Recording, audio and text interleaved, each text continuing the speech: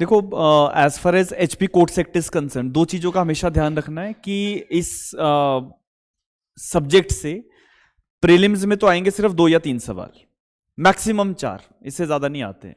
लेकिन mains point of view से 10 number का मैंडेटरी क्वेश्चन आएगा। That is very important. ठीक है, ये पहले नहीं होता था, लास्ट 2 सालों से, मतलब 2019 का जो सेकेंड टाइम पेपर हुआ है और 2023 में दोनों बार एचपी कोर्ट सेक्ट से मैंडेटरी सवाल आया 10 नंबर का। ठीक है, so we have to be very particular. और जो क्वेश्चन बनेगा that is broadly direct based, लेकिन बस हमें उसका अरेंजमेंट करना है कि कैसे कैसे क्या क्या पूछा जा सकता है और क्या पूछा जाए तो क्या लिखना है। That is the broader thing. ठीक है, चलिए लेट्स प्रोसीड। और देखो, जर्नल कॉन्सेप्ट जो यहाँ पे लिखा हुआ है उस पे आते हैं। शुभम, आपके इसमें डायरेक्ट में कोई पेज तो नहीं है मेरा, देखना जरा। हाँ, और कुछ तो नहीं है? ठीक, चेक कर ले बेटा एक बार। है? हाँ, ये देते।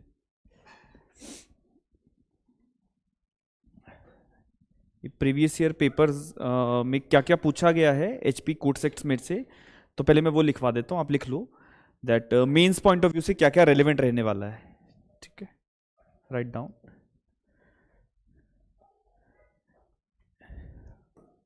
एक तो एचपी कोर्ट सेक्ट्स में से जो है अपील्स के ऊपर मेंस में सवाल आए हैं, अपील के ऊपर। ठीक है, मेंस पॉइंट ऑफ व्यू से, जिसमें हमारा सेक्शन नंबर 20, 21 एंड 22 ये हमारे लिए मेंस पॉइंट ऑफ व्यू से रेलेवेंट रहेगा। 21, 20, 21, 22। ठीक है, दूसरा एक सवाल जो है that is what are the features of HP courts act. ठीक है, फीचर्स या कैरेक्टरिस्टिक्स जो है वो पूछ लेते हैं, features of HP courts act. तो जब फीचर्स पूछे जा रहे हैं तो ब्रॉडरली आपको पूरा कोर्ट्स एक्ट जो है ब्रीफ में बताना होता है कि क्या क्या चीजें इसमें आपको मिलेंगी। राइट।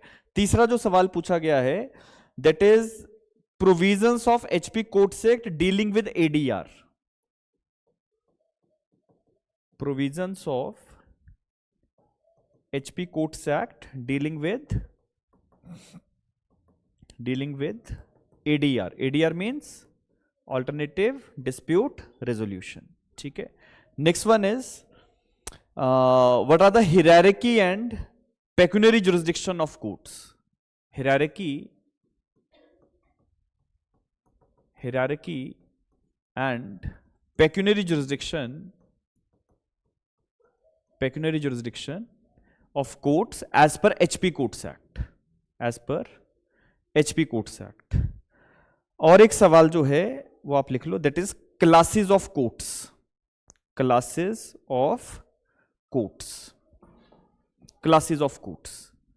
ये एक और सवाल है। कितने सवाल बने? 5। कोई भी सवाल मुश्किल नहीं है, बस एक बार इसको पढ़ने की जरूरत है।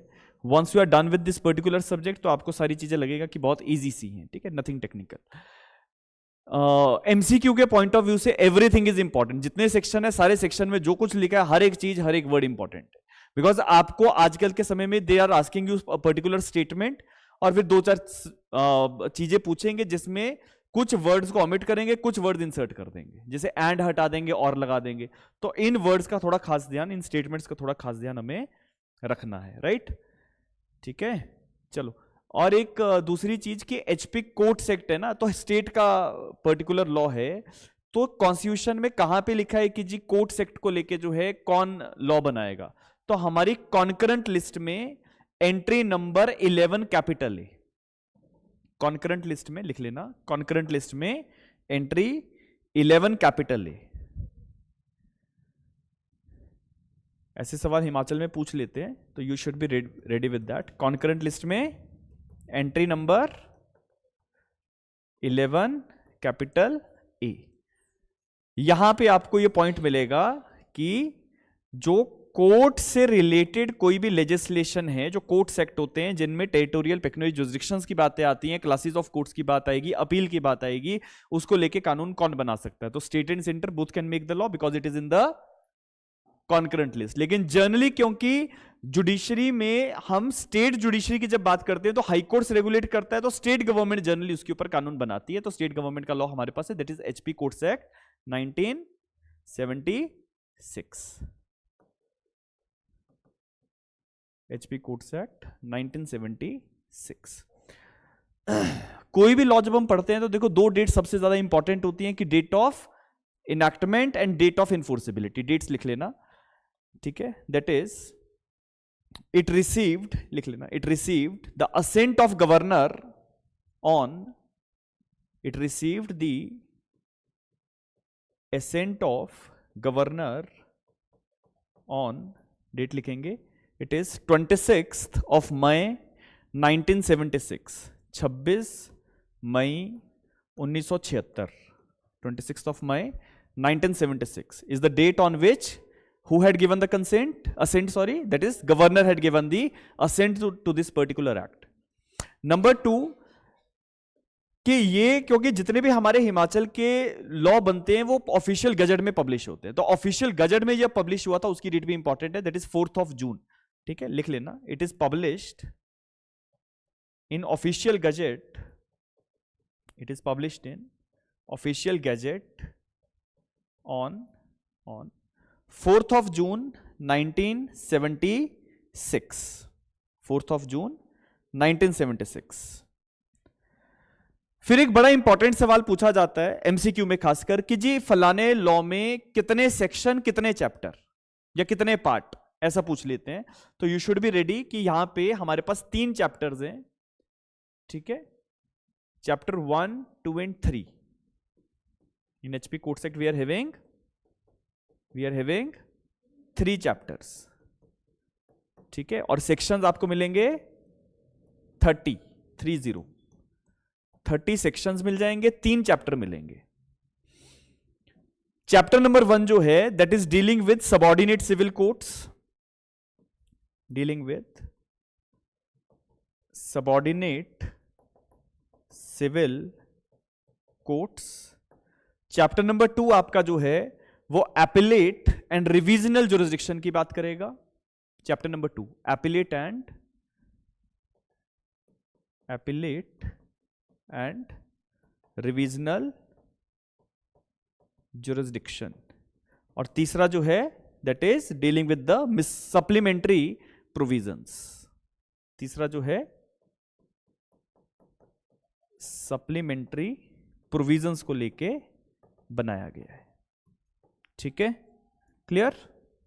ये जितनी चीजें हम बात करेंगे सारे एमसीक्यू के पॉइंट ऑफ व्यू से रिलेवेंट रहने वाली हैं, ठीक है। आपको बहुत बार सवाल आता है कि गवर्नर का असेंट कब आया, 26 मई की डेट ध्यान रखनी है, गैजेट में कब छपा, 4 जून की डेट ध्यान में रखनी है, कॉन्स्टिट्यूशन से कहां से ये पावर मिल रही है कि सर ये स्टेट गवर्नमेंट ये लॉ बना सकती है, तो कॉन्करेंट लिस्ट में एंट्री नंबर 11 कैपिटल ए के अंदर ये कॉन्सेप्ट आपको मिल जाता है। नेक्स्ट वन इज कि कितने चैप्टर हैं, कितने सेक्शन है, तो 3 चैप्टर हैं, 30 सेक्शन है, ठीक है। एक एक सेक्शन में क्या क्या लिखा है वो सारी चीजें आज जो है वो हम डिस्कस कर लेंगे, ठीक है। प्रियम्बल निकालेंगे सबसे पहले। प्रियम्बल से बहुत बार आपको ना चीज पूछी जाती है कि जैसे प्रियम्बल की टर्म्स लिख देंगे और लिख देंगे कि इनमें कौन से वर्ड्स लिखे हैं, कौन से वर्ड्स नहीं लिखे हैं, so we have to be very much particular with that as well.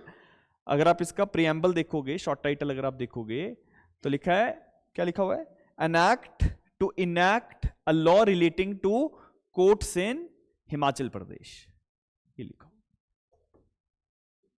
N act to enact a law relating to courts in Himachal Pradesh. तो बस इतना ही लिखा है इसमें, और कुछ नहीं लिखा हुआ, कोई अमेंड, कंसोलिडेट, अपडेट ऐसे कोई वर्ड्स नहीं लिखे हैं। They are merely writing an act to enact, enact word का ध्यान रखना है बस, an act to enact. Enact मतलब जब भी आप किसी चीज को, किसी नए लॉ को बनाते हैं, a law relating to the courts of HP, ठीक है। इसके बाद time to time certain amendments हुई हैं, ठीक है। हमारे लिए जो मेन इंपॉर्टेंट अमेंडमेंट है उसका हम ध्यान रखेंगे, बाकी ज्यादा अमेंडमेंट्स का हमें यहाँ पे ध्यान नहीं रखना है, ठीक है। सो मैं आपको बता दूंगा कि अमेंडमेंट कौन सी इंपॉर्टेंट है, खासकर जो हमारी पेक्यूनियरी लिमिट से रिलेटेड अमेंडमेंट्स है वो इंपॉर्टेंट है। लेकिन कभी कभी क्या होता है, मैं आपको भी क्लियर कर देता हूं, एग्जाम में एग्जामिनर कभी कभी अपडेट्स के बारे में जानकारी नहीं रखते हैं, जैसे लास्ट टाइम भी हुआ है। ऐसा मैं किसी का विरोध नहीं कर रहा हूं, ठीक है। एग्जाम बना, उन्होंने पेक्यूनियरी लिमिट्स पूछी, लेकिन पेक्यूनियरी लिमिट्स जो पूछी वो 2015 के हिसाब से पूछ ली, ठीक है। 2013 के हिसाब से जो अमेंडमेंट हुआ था, 2015 में जो अमेंडमेंट हुआ उसके हिसाब से सवाल पूछ रहे हैं।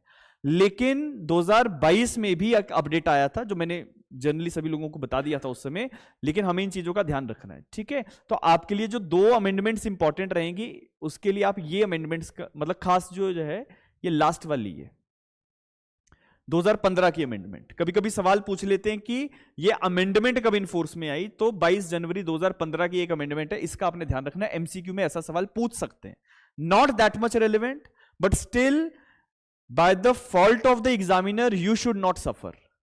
ठीक है, तो अगर एग्जामिनर को इसके बाद का कोई अपडेट नहीं पता है तो उसके लिए यही लास्ट अपडेट है।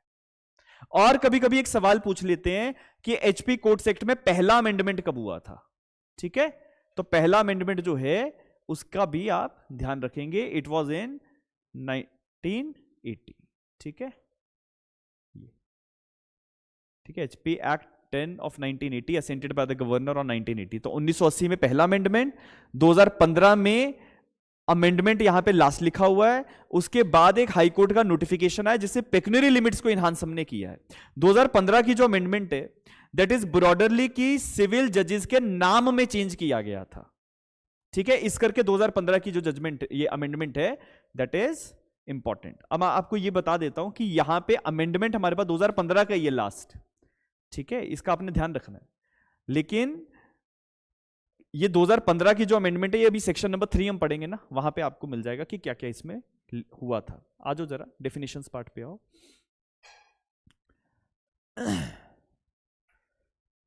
डेफिनेशंस पार्ट पे आओ। देखो, सबसे पहले आपको एक चीज समझनी होती है कि हम जब कोर्ट्स का प्रोसेस समझते हैं कि कोर्ट्स काम कैसे करती हैं, तो हमारा जो एडमिनिस्ट्रेटिव डिवीजन है और जो सेशन डिवीजन है ये डिफरेंट होता है। एडमिनिस्ट्रेटिव डिवीजन और सेशन डिवीजन डिफरेंट होता है। कैसे डिफरेंट होता है, जस्ट ट्राई टू अंडरस्टैंड। मतलब तरीका तो जनरली सेम ही है, बट लेट सपोज कि this is our state that is HP. ठीक है, अब हिमाचल में we know that we are having the 12 districts. सरकार ने एडमिनिस्ट्रेटिव फंक्शनिंग को रेगुलेट करने के लिए 12 जिले बना रखे हैं, करेक्ट। तो 12 जिलों में अपना अपना एडमिनिस्ट्रेशन चल रहा है। हर जिले में डीएम बैठे हैं, एडीएम बैठे हैं, एसडीएम बैठे हैं। लेकिन उसी तरह से हर जिले में सेशन डिवीजन अलग होगा। ठीक है, तो with respect to the jurisdiction of the courts हम क्या देखते हैं, सेशन की डिवीजन कहां पे है।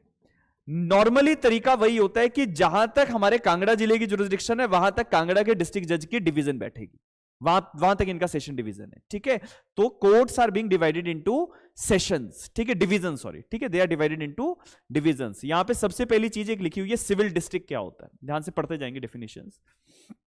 लिखा है सिविल डिस्ट्रिक्ट और district means the local limits of the jurisdiction of the principal civil court of the original jurisdiction. ठीक है, सिविल डिस्ट्रिक्ट और district means the local limits of the jurisdiction of the principal civil court of the original jurisdiction. ये principal civil court की court कौन सी होती है, हमारे डिस्ट्रिक्ट जज की कोर्ट होती है। इन्होंने ये नहीं लिखा कि सिविल डिस्ट्रिक्ट वो डिस्ट्रिक्ट है जो हमारी सरकार ने बनाई है, नहीं। इन्होंने क्या लिखा है, सिविल डिस्ट्रिक्ट और district means the local limits of the jurisdiction of the session court, principal civil court जो है हमारी। तो एचपी कोर्ट्स एक्ट के लिए जब हम डिस्ट्रिक्ट वर्ड यूज करेंगे या सिविल डिस्ट्रिक्ट वर्ड यूज करेंगे तो हमें देखना है कि डिस्ट्रिक्ट जज की पावर कहां तक है। ठीक है, हमें ये नहीं देखना कि कांगड़ा, धर्मशाला, फलाना फलाना, ये नहीं देखना। हमें सिविल जज, ये जो प्रिंसिपल सिविल कोर्ट है, इनकी लोकल लिमिट कहां तक जा रही है, जहां तक जा रही है वो सिविल डिस्ट्रिक्ट जो है वो माना जाएगा, करेक्ट। आगे देखो, डिस्ट्रिक्ट जज इंक्लूड्स एडिशनल डिस्ट्रिक्ट जजेस। अब यहां पे कभी कभी सवाल आ जाता है कि डिस्ट्रिक्ट जज इंक्लूड्स एडिशनल डिस्ट्रिक्ट जज, असिस्टेंट डिस्ट्रिक्ट जज, both, none of the above. ठीक है, तो आपका आंसर होगा इट इंक्लूड्स एडिशनल डिस्ट्रिक्ट जज। असिस्टेंट डिस्ट्रिक्ट जजेस को हम थोड़ा सा सबऑर्डिनेट मानते हैं। ठीक है, आगे देखो, गवर्नमेंट और state government means the government of HP, कुछ इसमें मुश्किल नहीं है। High court means high court of Himachal Pradesh, official gazette means the Rajpatra of Himachal Pradesh, and small causes courts, small causes. अब हिमाचल में एक चीज आपने ध्यान रखनी है कि स्मॉल कॉजेस कोर्ट्स यहां पे लिखा जरूर है, लेकिन हिमाचल प्रदेश की सरकार ने हिमाचल प्रदेश में स्मॉल कॉजेस कोर्ट्स को खत्म कर दिया है। ठीक है, खत्म कर दिया है, लेकिन फिर भी क्योंकि यहां पे लिखा है तो we have to adhere it. 6 definitions यहां पे हैं क्लॉज नंबर एफ तक। Small causes courts means suits of a nature cognizable by the court of small causes under the provincial small causes courts act 1887। 1887। Now what is important कि they might be asking you कि अच्छा HP में जो courts हैं उसमें small causes courts कौन से law से रेगुलेटेड है, तो आपको इस लॉ का ध्यान रखना है, that is provincial small causes courts act 1887। ठीक है, कितनी डेफिनेशंस हैं? 6 डेफिनेशंस हैं। अब डेफिनेशंस को आपको रट्टा नहीं मारना कि क्लॉज सी में ये है, बी में ये है, ए में ये है, आपको अल्फाबेटिकली चला लेना है। ठीक है, अल्फाबेटिकली चलाओ तो सी, डी, फिर जी आएगा, फिर एच आएगा, ओ आएगा, एस आएगा। अल्फाबेट ऐसे चलेंगे, एबीसीडी करके चलेंगे, उसी फॉर्मेट में एबीसीडी करके यहां पे डिमार्केशन है। ठीक है, रट्टा नहीं मारना, मैच मेकिंग आ जाए बिल्कुल कंफ्यूज नहीं होना। ठीक है, क्लियर? सी वाली डेफिनेशन सबसे पहले आएगी, डी वाली डेफिनेशन उसके बाद आएगी। तो पहला कैरेक्टर जो है, अल्फाबेट जो है, वो देख के आप क्लॉज आइडेंटिफाई कर सकते हो। Clear?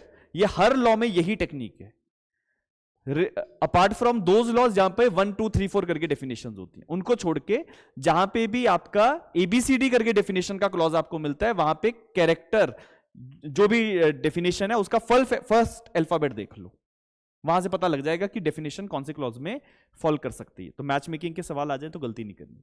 Part number 2 chapter number 1, copy पे लिखते जाना, थोड़ी थोड़ी चीजें हैं। ठीक है, part number 2 chapter 1, subordinate civil courts कौन कौन सी हैं?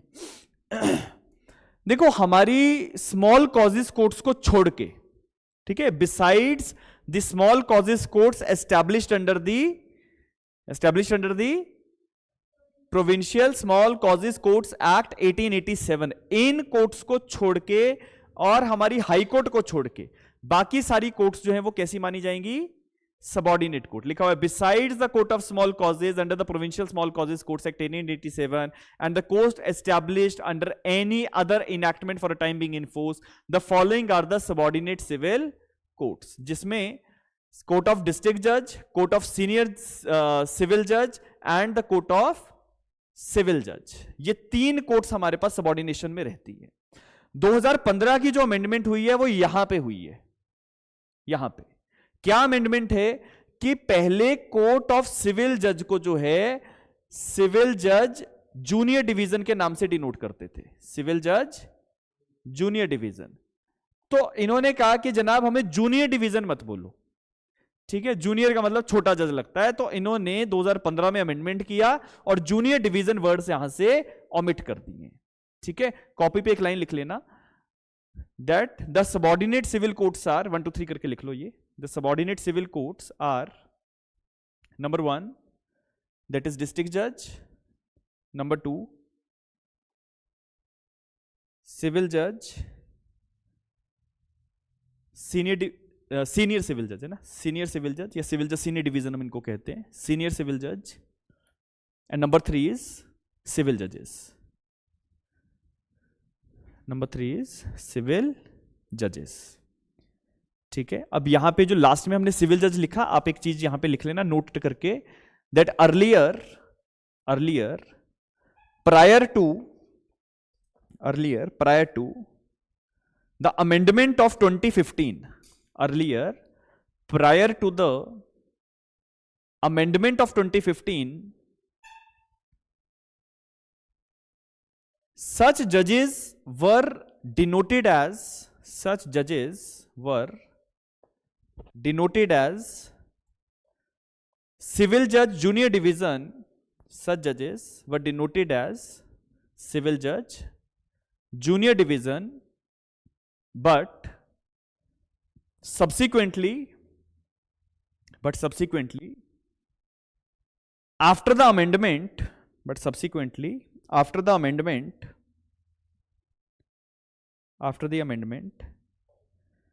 the words junior division are omitted. The words junior division are omitted.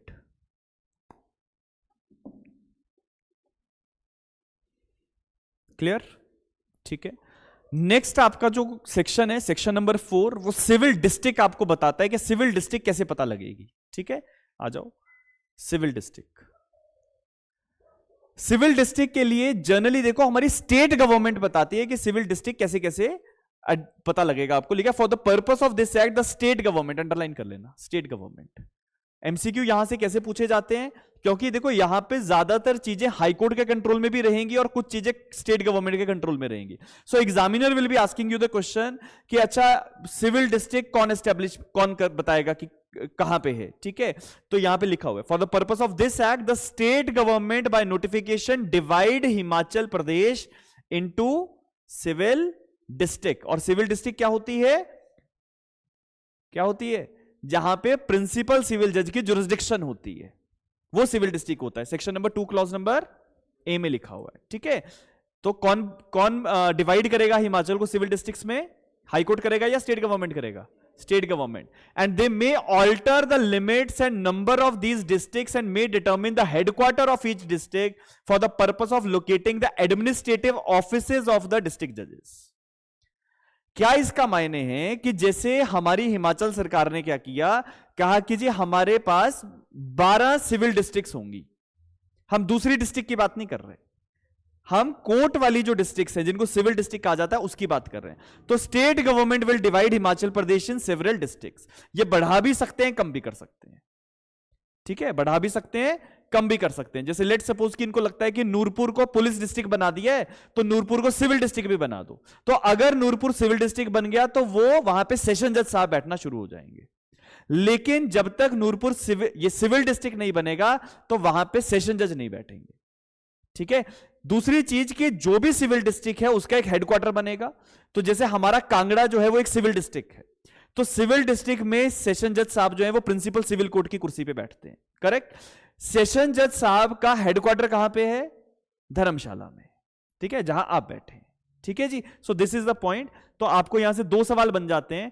पहला सवाल तो यह है कि सिविल डिस्ट्रिक्ट बनाएगा कौन, तो स्टेट गवर्नमेंट बनाएगी. दूसरी चीज कि क्या सिविल डिस्ट्रिक्ट जो है एक बार बना दिए तो ऑल्ट्रेशन हो सकती है लिमिट्स में, द आंसर इज यस. और ऑल्ट्रेशन भी कौन करेगा, स्टेट गवर्नमेंट ही करेगा. ठीक है, दूसरी इन्होंने एक चीज लिखी सबसेक्शन 2 में, लिखा है the civil districts existing in the state at the commencement of this act shall be deemed to be formed under this act. इसका क्या मतलब है, क्योंकि हमारे पास हिमाचल का जो स्टेटहुड है वो पहले से आ चुका है. राइट. 1976 में ये कानून आ रहा है, तो इन्होंने कहा कि जैसे पहले से ऑलरेडी डिस्ट्रिक्ट्स बनी है वही सारी डिस्ट्रिक्ट सिविल डिस्ट्रिक्ट के नाम से हम डिनोट कर देंगे. तो कोई बदलाव इन्होंने नहीं किया. Next one is section number 5 में, that is who will be the district जज. डिस्ट्रिक्ट जज. अब डिस्ट्रिक्ट जज के लिए सबसे इंपॉर्टेंट पॉइंट आ जाता है कि इनकी अपॉइंटमेंट कौन करेगा. ठीक है, अगर आप पढ़ें तो लिखा है the state government after consultation with the high court. ये बड़ा इंपॉर्टेंट पॉइंट हो गया. State government after consultation with the high court appoint so many persons as it thinks necessary to be the district जजेस. And the High Court shall post one of such person in each district as a district judge. इसका क्या मतलब हुआ, आप copy पे 2 लाइनें लिखेंगे. That state government after consultation with High Court, लिख लेना, state government after consultation with High Court will appoint the district judges. State government after consultation with the High Court appoint the district judges. Number 2, one person will be a district judge. One person will be a district judge in each district. हर district में एक व्यक्ति district जज appoint हो जाएगा.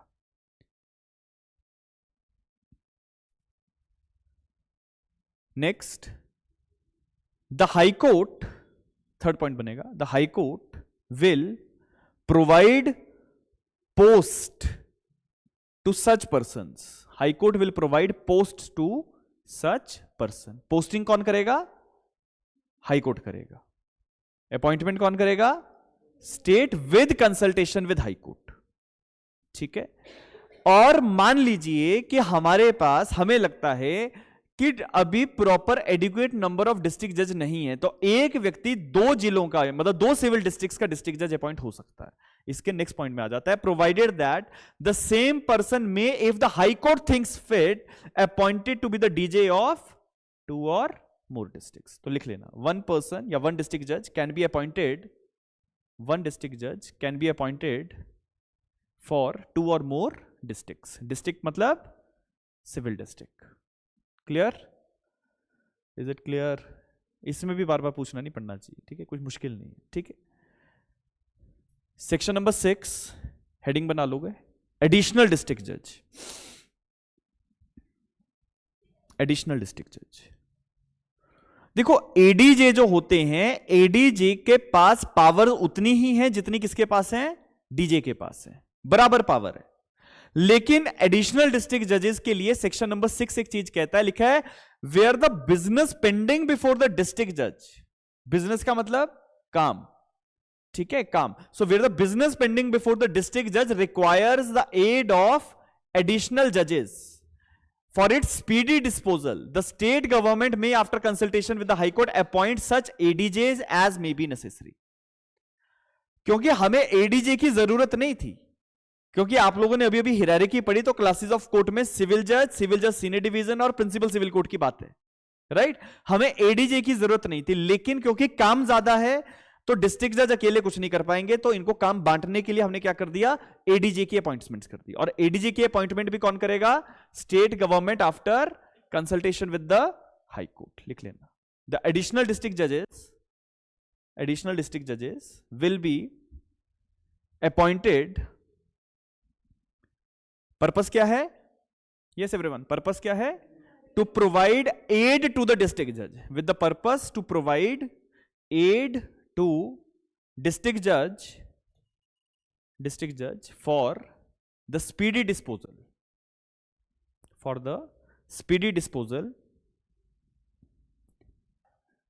and such ADJs will be appointed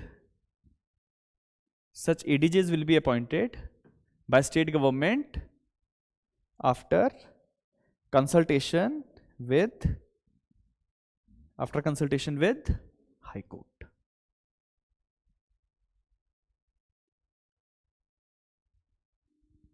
ठीक,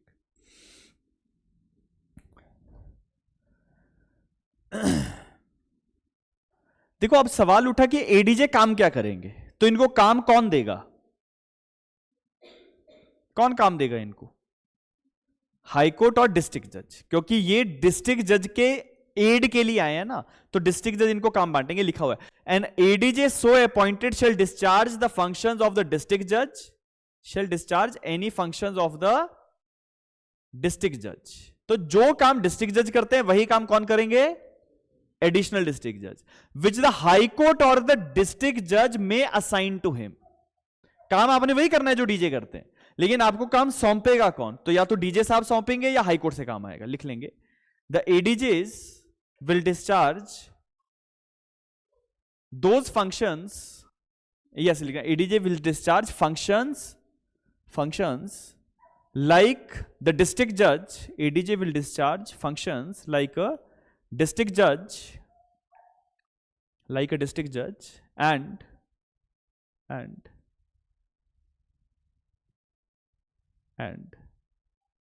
such functions will be assigned to him,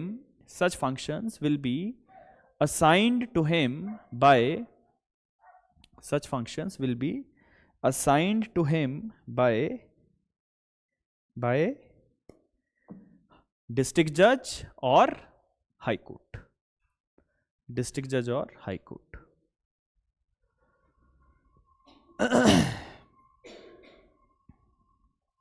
ठीक। अब एडीजे की अपॉइंटमेंट हो गई सेक्शन नंबर 6 के अंदर। आपने कितने सेक्शन पढ़ लिए, सेक्शन 3 में क्लासेस ऑफ कोर्ट्स आ गई, 4 में सिविल डिस्ट्रिक्ट आ गया, 5 में डिस्ट्रिक्ट जज, 6 में एडीजे की बात आ गई, ठीक है। अब जब एडीजे की अपॉइंटमेंट हो गई, एडीजे को काम मिल गया, अब उन्होंने क्या करना है, काम को परफॉर्म करना है। सो लिखा है assignment of functions of district जज टू एडीजे। काम सौंपा गया ये सेक्शन 6 बता रहा है, काम करना क्या क्या है ये सेक्शन 7 बताएगा। दोबारा समझना, काम सौंपा जाएगा ये सेक्शन 6 बता रहा है, you will be assigned certain task by DJ और हाई कोर्ट, तो आपने काम करना है। अब काम करना क्या है ये सेक्शन 7 बता रहा है, तो क्या काम करना पड़ेगा। अब देखो कोई भी अपील अगर आती है, डिस्ट्रिक्ट जज की कोर्ट में आ जाती है अपील, डिस्ट्रिक्ट जज की कोर्ट में रजिस्ट्रेशन होते हैं केसेस के, तो ये सारे काम एडीजे के पास दिए जा सकते हैं। ठीक है, पढ़ लेंगे। The high court or the district जज मे assign to the ADJ any of the functions of the district जज including the function of receiving और registration of cases and appeals. तो लिख लेंगे क्या क्या फंक्शन करने हैं। Number 1, that ADJ may be assigned with ADJ, additional district judge, additional district judge may be assigned with the functions of ADJ may be assigned with the functions of district judge, मतलब जो काम DJ करते हैं वो सारे काम इनको दिए जा सकते हैं, with the functions of district judge including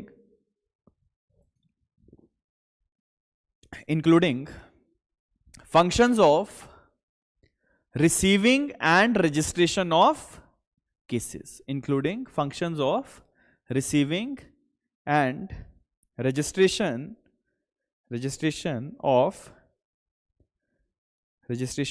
cases and appeals,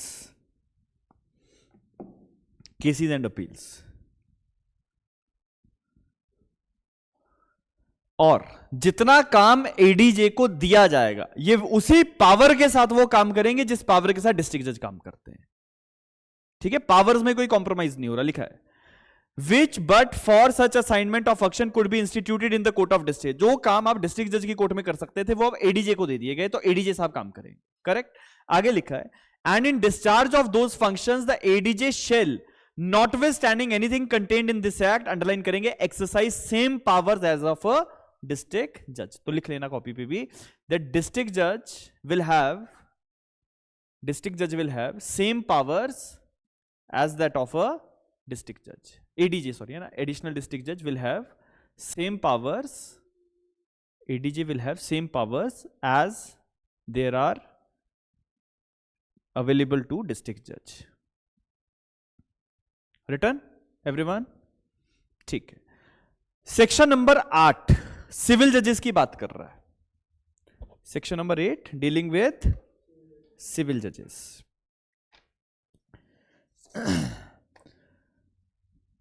इस पूरे एरिया में सबसे ज्यादा सवालों की फ्रीक्वेंसी होती है कि अच्छा कौन अपॉइंट करेगा, किसकी कंसल्टेशन से करेगा, कंसल्टेशन की रिक्वायरमेंट है या नहीं है। तो आपको डीजे की बात क्लियर होनी चाहिए।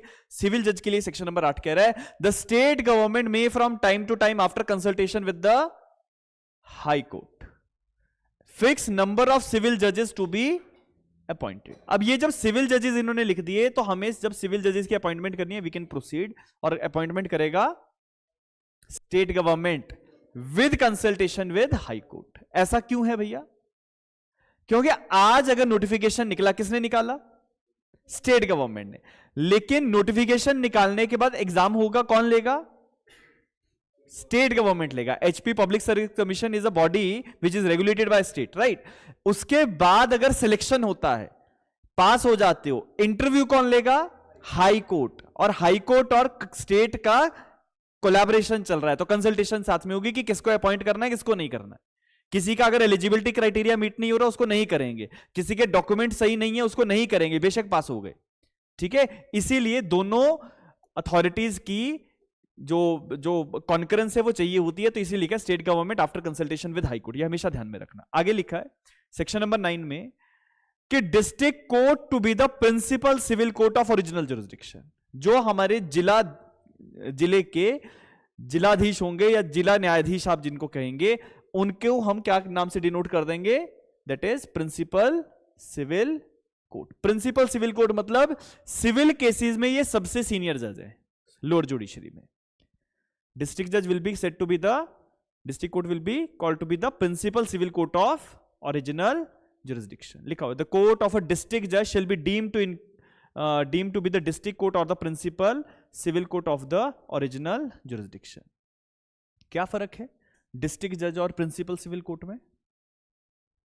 जब हम वर्ड यूज कर रहे हैं डिस्ट्रिक्ट जज, तो डिस्ट्रिक्ट जज का मतलब ये जब सारे के सारे क्रिमिनल केसेस भी सुनते हैं तो इनका नाम डिस्ट्रिक्ट जज के नाम से डिनोट होता है। लेकिन जब ये सिविल केसेस सुनेंगे तो इनका नाम होगा principal civil court of original jurisdiction. ठीक है, जब हम इनको प्रिंसिपल सिविल कोर्ट कह रहे हैं तो मतलब ये सिविल मैटर सुन रहे हैं। जब ये डिस्ट्रिक्ट जज के नाम से डिनोट हो रहे हैं तो ये क्रिमिनल केसेस, आप बाकी केसेस सुनते हैं। ठीक है, इसे लिखा है the court of a district जज shall be deemed to be the court of, that is principal civil court of the original jurisdiction. Section number 9। Section tips पे लाने हैं धीरे धीरे। सेक्शन नंबर 10, सेक्शन 10 में सबसे इंपॉर्टेंट चीज है पेक्यूनियरी लिमिट्स बताई गई हैं। तो हमारे प्रिंसिपल सिविल कोर्ट की ओरिजिनल जुरिस्डिक्शन जो है हमारे पास आज के समय में हो चुकी है 1 CR, 1 करोड़। ये हटा देंगे यहां पे 30 लाख। आपके बेयर एक्ट में क्या लिखा है? 1 CR लिखा है ना, ठीक है, ठीक है, यहां पे हम लिख देंगे 1 करोड़। ठीक है, 1 CR। पढ़ेंगे पूरा सेक्शन।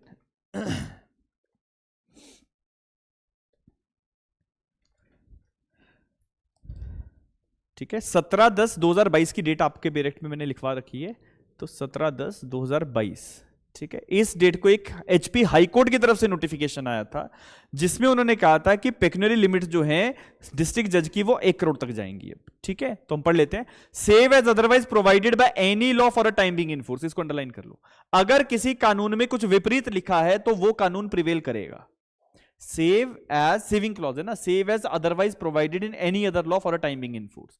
ये सेविंग क्लॉज है जो बाकी लॉज को सेव करता है। अगर किसी लॉ में कुछ और लिखा है तो दैट विल प्रिवेल। लेकिन otherwise the court of a district जज shall have a jurisdiction on all original civil suits the value which does not exceed 1 crore rupees. 1 crore से नीचे के सारे केसेस डिस्ट्रिक्ट कोर्ट में आ सकते हैं। ठीक है, आगे इन्होंने लिखा कि सिविल जजेस की जुरिस्डिक्शन क्या होगी। तो सिविल जजेस की जुरिस्डिक्शन जो है वो हाई कोर्ट डिसाइड करेगा। ठीक है, ध्यान से समझ लो। धर्मशाला में डिस्ट्रिक्ट जज साहब बैठे, 1 करोड़ तक कोई भी मामला होगा, 0 to 1 CR, वो सारे केसेस सुनने की पावर इनके पास है। लेकिन हमें काम डिवाइड करना होता है, तो सिविल जजेस की पेक्यूनियरी जुरिस्डिक्शन सेक्शन नंबर 11 में एक चीज लिखी है कि हाई कोर्ट डिसाइड कर देगा, और मैंने आपको बता रखा है, अभी एक बार दोबारा बता दूंगा, लेकिन subject to the limit specified in section 10। तो 1 करोड़ की लिमिट का ध्यान रखना है। ठीक है, the jurisdiction to be exercised in the original civil suit as regard the value of any person appointed to be a civil judge shall be determined by high court either by including in the class or otherwise as it thinks fit। अब 2 लाइनें लिख लें copy पे। that section 10 और 11 के लिए लिखेंगे, 10 और 11 के लिए write down that as per section 10 the principal civil court has the original jurisdiction, principal civil court has the original jurisdiction to try all the civil disputes, in which the pecuniary limit does not exceed 1 CR, 1 crore रुपए। Pecuniary limit does not exceed 1 CR, full stop. Next line में आएंगे। सेक्शन 11 states that the original jurisdiction of the civil judges will be decided by high court। Jurisdiction of civil judges will be decided by high court, and by the notification dated 17th of October 2022, by the notification dated 17th of October 2022, 17/10/2022। ठीक है, आप लोगों के bare act में ये यहां पे खत्म होता है। HP कोर्ट्स एक्ट निकालो जरा। अच्छा, इसमें नहीं डाला हुआ ना, चलो, नहीं इसमें नहीं है। Any how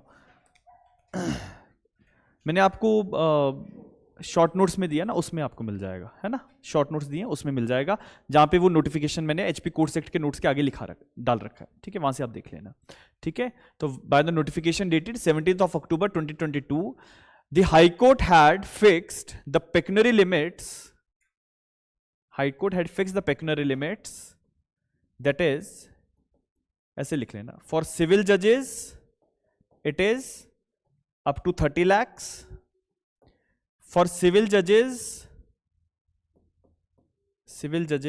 senior division 60 lakhs and principal civil court up to 1 CR, ये बना देना, ठीक है। सिविल जजेस की 30 lakhs तक, सिविल जजेस सीनियर डिवीजन की 60 लाख तक, प्रिंसिपल सिविल कोर्ट की 1 CR तक।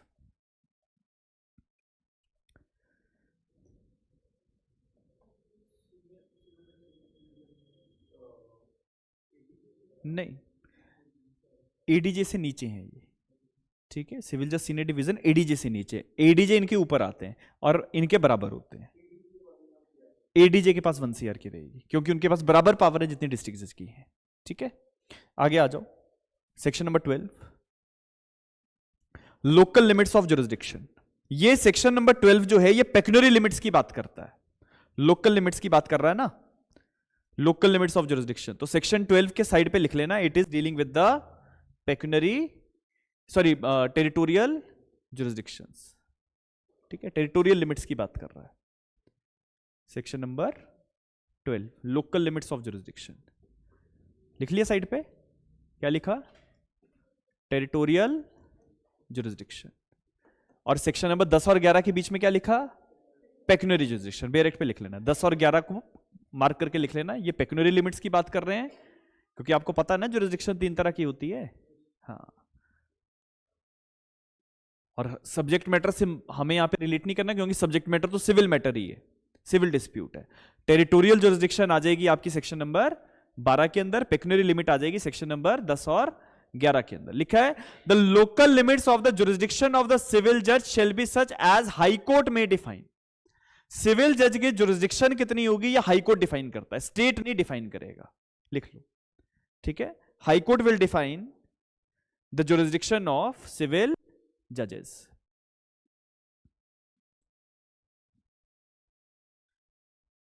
High court will define the local limits of civil जजेस।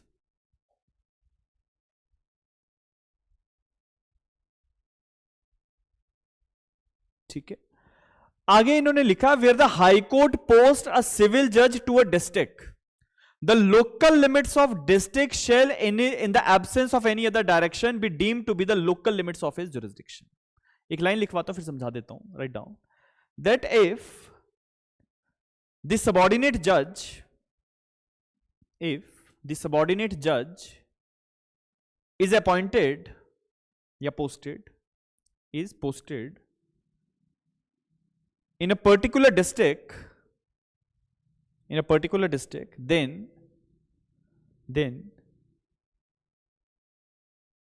the local limits of the district, then the local limits of the district will be, the local limits of the district will be the local limits of his jurisdiction, will be the local limits of his jurisdiction.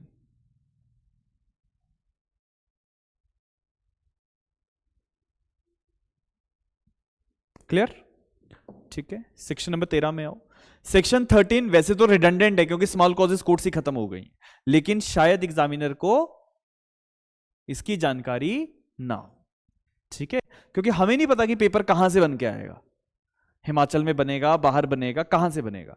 तो आपको पता होना चाहिए कि section 13 में एक चीज लिखी है इन्होंने कि जितने भी स्मॉल कॉजेस कोर्ट्स की पावर्स होती हैं वो सारी पावर्स जो है वो सिविल जजेस को दी जा सकती हैं।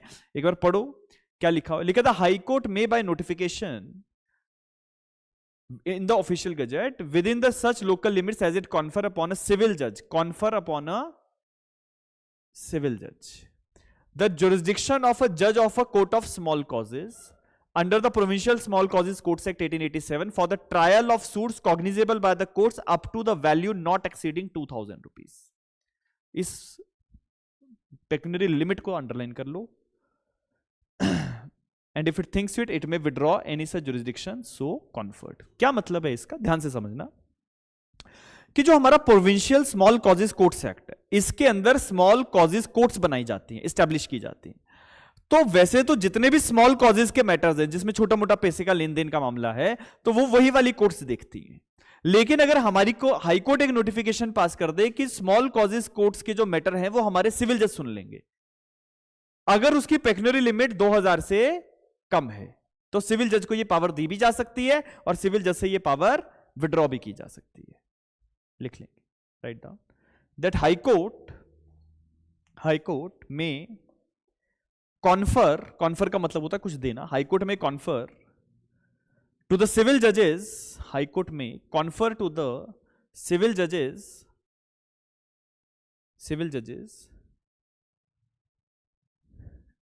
The jurisdiction over the trial of suits,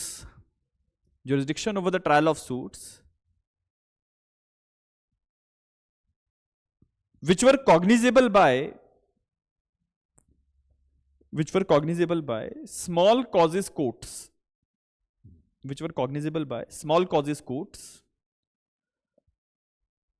provided the value of suit does not exceed कितने 2000 rupees. Provided the value of suit does not exceed 2000 rupees.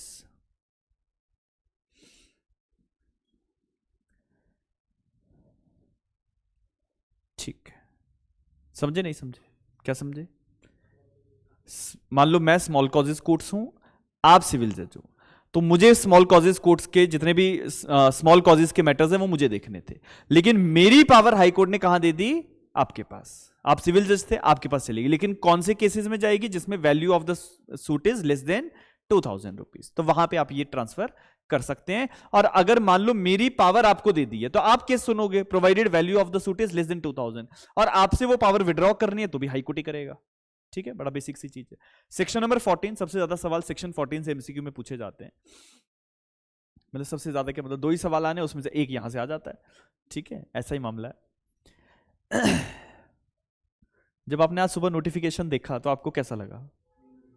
नींद उड़ गई? नींद थी उस समय? ठीक. मुझे तो सुबह सुबह रुचि का मैसेज आया था, और ये नोटिफिकेशन रात को मिडनाइट में किया है, 1 बजे. हाँ, रात को 1 बजे. ठीक है, क्योंकि कल तो 12 बजे तक तो हम देख ही रहे थे कि नहीं आया, और मुझे पता था कि ये 14 तारीख को निकलेगा, क्योंकि 15 को संडे है, और ये हमेशा ऐसा ही होता है, जब 15 को संडे हो तो 14 को या 16 को निकालते हैं. ठीक है, तो वी वर ईगरली वेटिंग. तो जब मुझे सुबह आया तो मैं तो तब से चार्ज हूं. ये तो 3 महीने रहेगा.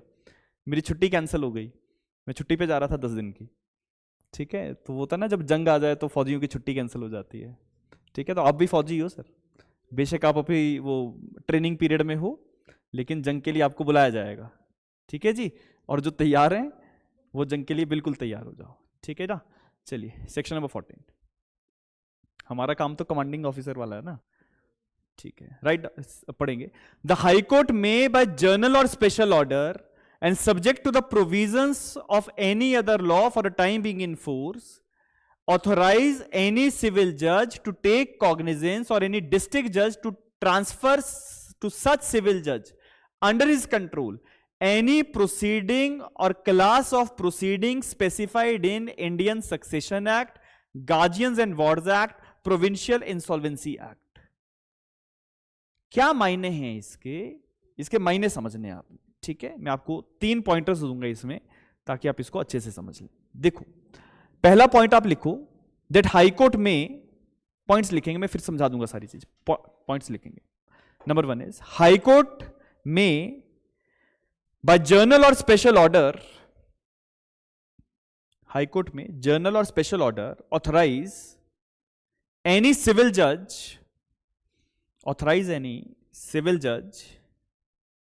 to take cognizance,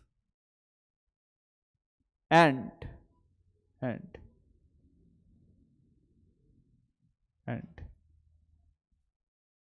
it can order a district judge, it मतलब हाई कोर्ट है ना, high court can order a district जज टू ट्रांसफर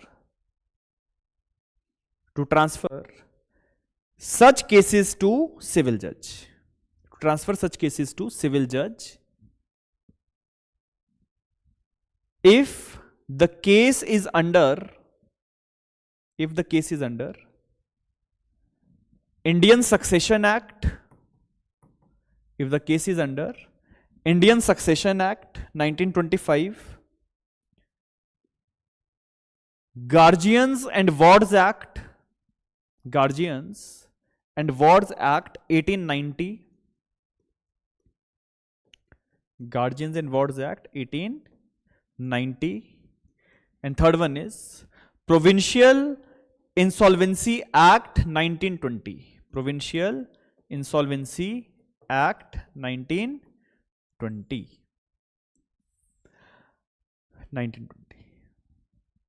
क्या मायने हैं इसके, मतलब समझना कि ये जो 3 कानून है, इन कानूनों के अंदर केसेस को डिस्पोज करने की पावर कुछ स्पेशल अथॉरिटीज के पास है। जैसे सक्सेशन का मामला है, तो सक्सेशन का मामला जनरली डिस्ट्रिक्ट कोर्ट्स जो है वो देखती हैं, ठीक है। Same guardians and wards act, तो किसी भी माइनर का या कोई ऐसा व्यक्ति जिसका कोई गार्जियन अपॉइंट करना है गार्जियंस एंड वार्ड्स एक्ट के अंदर, तो डिस्ट्रिक्ट कोर्ट्स करती हैं। या कोई भी अगर इंसॉल्वेंसी की प्रोसीडिंग्स चल रही हैं तो इसके लिए भी इंसॉल्वेंसी कोर्ट्स होती हैं, ठीक है। तो हाई कोर्ट सेक्शन 14 के अंदर क्या कर सकता है कि ये 3 कानूनों के अंदर जो केसेस चल रहे हैं, ये केसेस को सुनने की पावर सिविल जजेस को दे सकते हैं।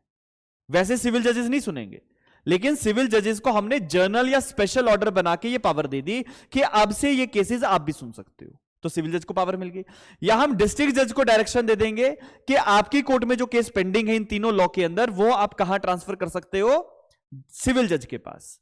तो सिविल जज के पास ट्रांसफर कर दो, सिविल जज के पास अथॉरिटी आ गई सेक्शन 14 के अंदर इन लॉज के अंदर केसेस को डिस्पोज करने की।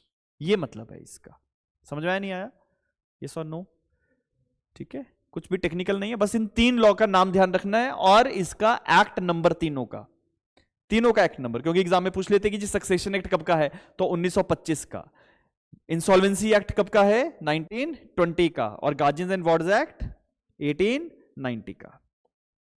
अब जब आपने पावर दे दी और सिविल जज अब केस सुन रहे हैं, लेकिन आपको लगता है कि सिविल जज सही से काम ही नहीं कर पा रहे क्योंकि उनके लिए नई चीज है, तो आप ये मैटर विड्रॉ भी कर सकते हो, ठीक है। तो विड्रॉल का प्रोसेस जो है वो इसके नेक्स्ट सबसेक्शन में आपको मिल जाएगा। लिखा है द डिस्ट्रिक्ट जज may withdraw any such proceeding taken cognizance by और ट्रांसफर टू अ सिविल जज। या तो सिविल जज को डायरेक्टली कॉग्निजेंस लेने की पावर मिल गई थी, या हमने ट्रांसफर किए थे मैटर। ट्रांसफर अगर हुए हैं तो डिस्ट्रिक्ट कोर्ट ने किए हैं, और अगर डायरेक्ट कॉग्निजेंस ले रहे हैं तो हाई कोर्ट ने इंपावर किया है। बात समझ रहे हैं? अगर सिविल जज डायरेक्ट कॉग्निजेंस ले रहे हैं तो हाई कोर्ट से इंपावरमेंट आई है, और अगर ट्रांसफर हुए हैं तो डिस्ट्रिक्ट जज ने किए थे। अब हम क्या कर सकते हैं, we can go for the withdrawal of such proceedings of which the cognizance was taken by or transferred to a civil judge and may either himself dispose, या तो खुद dispose कर दो, और transfer them to any other court under his control competent to dispose of the same। ठीक है, तो आगे लिखेंगे if the cognizance in such cases, if the cognizance in such cases is taken by, if the cognizance in such cases is taken by the district judge, civil judge, if the cognizance in such cases is taken by a civil judge, then और लिखो, और then मत लिखना, और लिखो, और the case is transferred to a civil judge, or case is transferred to a civil judge, comma, then such proceedings may be withdrawn by the district court. Such proceedings may be withdrawn by the district court, and it can be disposed of by them, it can be disposed of by them, or it can be further transferred to some other court, or it can be further transferred to some other court.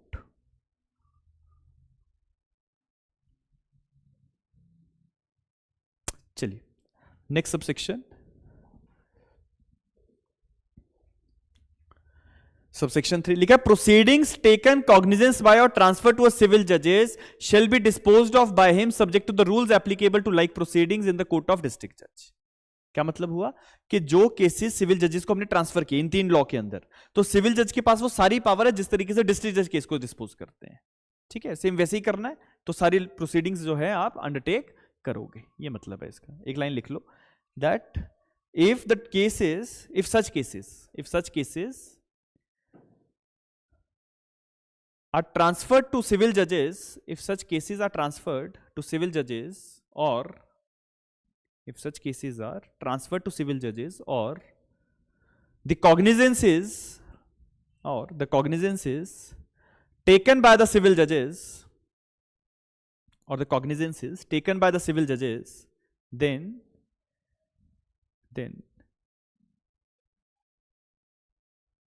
the proceedings will be disposed as if, then the proceedings will be disposed as if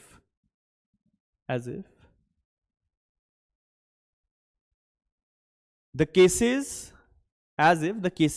are to be disposed by district judges, as if the cases are to be disposed by district judges। जैसे district जज ने काम करना था वैसे ही कौन करेगा, civil जज करेगा।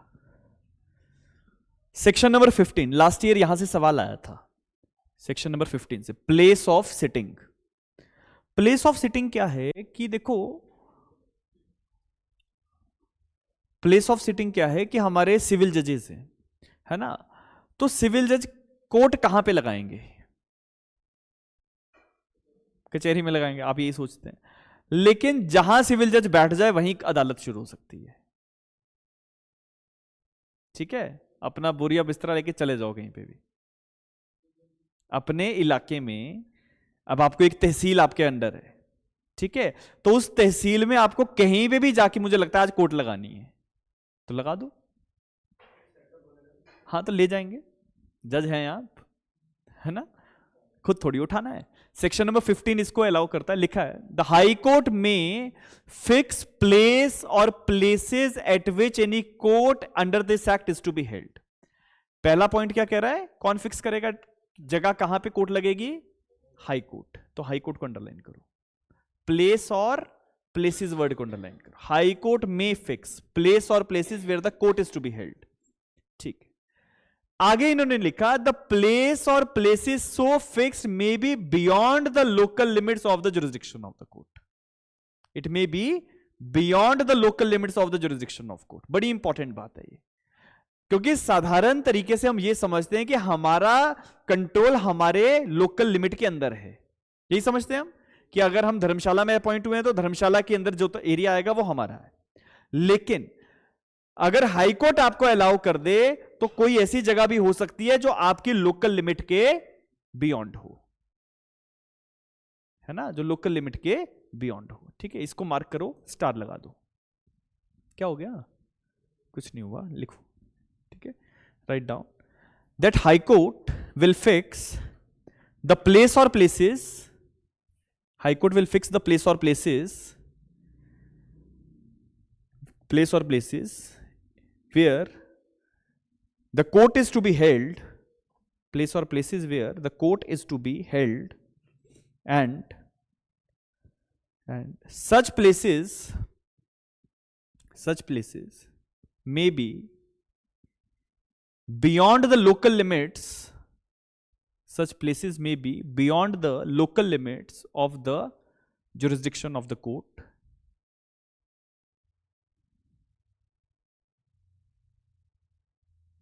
may be beyond the local limits of court। और तीसरा पॉइंट क्या है जो मैं आपको बता रहा था, लिखा है except as otherwise provided by an order under this section, मतलब अगर तो हाई कोर्ट ने कहा है तो हाई कोर्ट की चलेगी, है ना, कि हाई कोर्ट ने कहा कि जी फलाने जज साहब फलानी जगह बैठेंगे, तो ठीक है, सेक्शन 15 अलाउ करता है। अब वो चाहे कोर्ट की जुरिसडिक्शन में जगह थी या ना थी, उसे कोई फर्क नहीं पड़ रहा। High court may fix place or places beyond the local limits also. लेकिन अगला जो पॉइंट है लिखा है a court under this act, मतलब सिविल जज की कोर्ट, सीनियर डिवीजन की या प्रिंसिपल सिविल कोर्ट, है ना, court under this act may be held at any place with in the local limits of jurisdiction. तो इसका मतलब क्या है कि जैसे हमने डिस्ट्रिक्ट जज साहब को धर्मशाला में बिठा रखा है, ठीक है, एचपी कोर्ट एक्ट में, मैंने नहीं, तो अब डिस्ट्रिक्ट जज को अगर लगता है कि आज मुझे कचहरी जो है वो नूरपुर में लगानी है, तो चले जाओ, जाते ही है, सर्किट कोर्ट जाती है, कैसे जाती है, ऐसे जाती है। सेक्शन 15 का सबसेक्शन 3 आपको इंपावर करता है। सर्किट कोर्ट्स का जो कॉन्सेप्ट है ना, कि आपके इलाके में आपकी लोकल लिमिट्स में कहीं पे भी आप कोर्ट लगा सकते हो, so that is by purview of section 15 subsection 3। और आपकी लिमिट के बियॉन्ड भी आपको बिठाया जा सकता है अगर हाई कोर्ट ने ऐसे जगह को फिक्स किया है, correct. So it can be beyond the local jurisdiction, it can be with in the local jurisdiction, ध्यान रखना है इसका, ठीक है। नेक्स्ट आ जाओ, सेक्शन नंबर 16। सेक्शन 16 बता रहा है कि जी कंट्रोल किसका होगा, कंट्रोल किसका होगा। तो लिखा है that subject to the general superintendence of the control of the high court. तो जनरल सुपरिटेंडेंस किसका रहेगा, हमेशा हाई कोर्ट का। द डिस्ट्रिक्ट जज shall have the control over all the other civil courts. तो अपनी सिविल डिस्ट्रिक्ट के अंदर डिस्ट्रिक्ट जज प्रिंसिपल सिविल कोर्ट का अपने लोअर जजेस के, सबॉर्डिनेट जजेस के ऊपर पूरा कंट्रोल है, और हाई कोर्ट का जनरल कंट्रोल हमेशा रहेगा। जनरल सुपरिटेंडेंस हमेशा किसकी रहेगी, हाई कोर्ट की, ठीक है। इसमें कुछ लिखने को तो है नहीं। सेक्शन नंबर 17 में आओ, पावर टू डिस्ट्रीब्यूट बिजनेस, काम कैसे बांटना है। देखो ये जो प्रोविजन है ये सीपीसी के ऊपर ओवरराइड करता है। कभी कभी सवाल आ जाता है that which of the provision of HP courts act overrides code of civil procedure. तो सेक्शन नंबर 17 लिखा है notwithstanding anything contained in CPC. CPC में लिखी गई कोई भी बात सेक्शन 17 के ऊपर अप्लाई नहीं हो रही है। क्या लिखा है, एवरी डिस्ट्रिक्ट जज मे बाय, अंडरलाइन करेंगे रिटन ऑर्डर को, ओरल ऑर्डर नहीं चलेगा, रिटन ऑर्डर। एवरी डिस्ट्रिक्ट जज मे bye written order direct any civil businesses cognizable by his court and the courts under his control shall be distributed among the courts in such a manner as he thinks fit। तो आपकी अदालत में जो काम pending है, आपकी lower courts में जो पेंडिंग है, वो कैसे डिस्ट्रीब्यूट करना है ये डिस्ट्रिक्ट जज डिसाइड करेंगे, ठीक है। कौन डिसाइड करेगा, डिस्ट्रिक्ट जज करेंगे, ठीक है। आगे लिखा है provided that no direction issued under this section shall empower any court to exercise any power or to deal with any business beyond the limits of his jurisdiction. लेकिन आप जो काम करोगे वो आपकी जुरिसडिक्शन के अंदर ही होना चाहिए, आपकी जुरिसडिक्शन के बियॉन्ड कोई अगर काम आपको मिल रहा है वो आप नहीं करेंगे, ठीक है। लिखा no direction issued will empower any court to exercise powers to deal with any business beyond its jurisdiction. 2 लाइनें लिख लो, that high court district court has the power to distribute business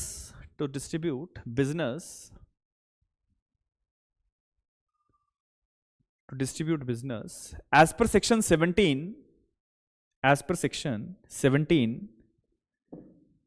and it must be done by a written order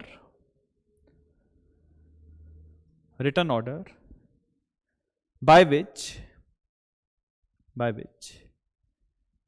any civil business of his court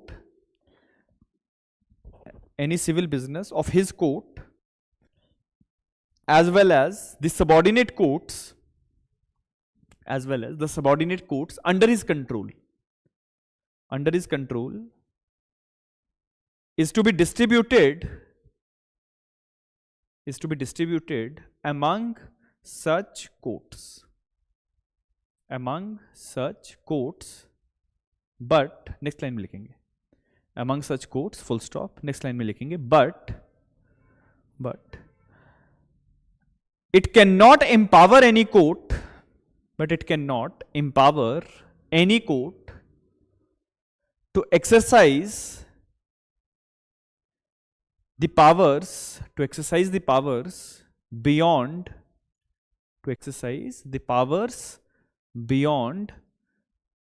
the local jurisdiction, beyond the local jurisdiction. Section number 18, minstrel officers of court. Minstrel officer कौन होते हैं कि कचहरी के अंदर हमें अलग अलग लेवल पे लोगों की रिक्रूटमेंट करनी होती है. जैसे जो हमारे प्रोसेस सर्वर्स हैं, ठीक है, हमारे जो आवाज लगाने वाले लोग होते हैं, जो कचहरी में आवाज लगाते हैं, ठीक है, या फिर जो है कोई रीडर है, ठीक है, ऐसे लोगों की अपॉइंटमेंट अगर करनी है, मिनिस्ट्रल ऑफिसर जो क्लेरिकल काम करने के लिए हमने बिठाने हैं, तो ऐसे लोगों की अपॉइंटमेंट कौन करेगा?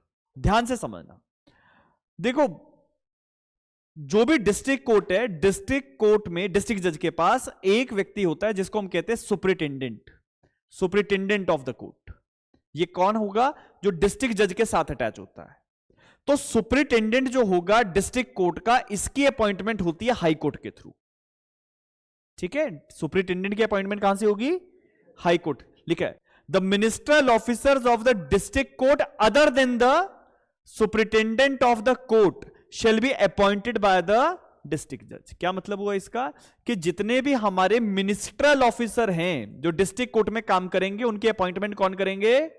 डिस्ट्रिक्ट जज. लेकिन किसकी अपॉइंटमेंट नहीं होगी? Superintendent of that court. और सुपरिटेंडेंट की अपॉइंटमेंट कौन करेगा? High court. The superintendent of the district court shall be appointed by the high court. ये लिख लो, 2 लाइनों में लिखेंगे. Minstrel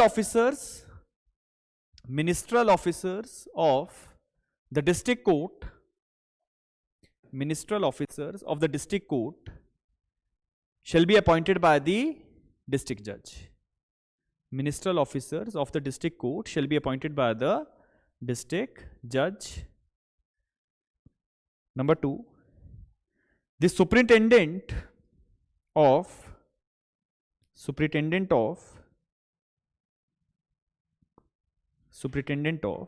the district court shall be appointed by high court.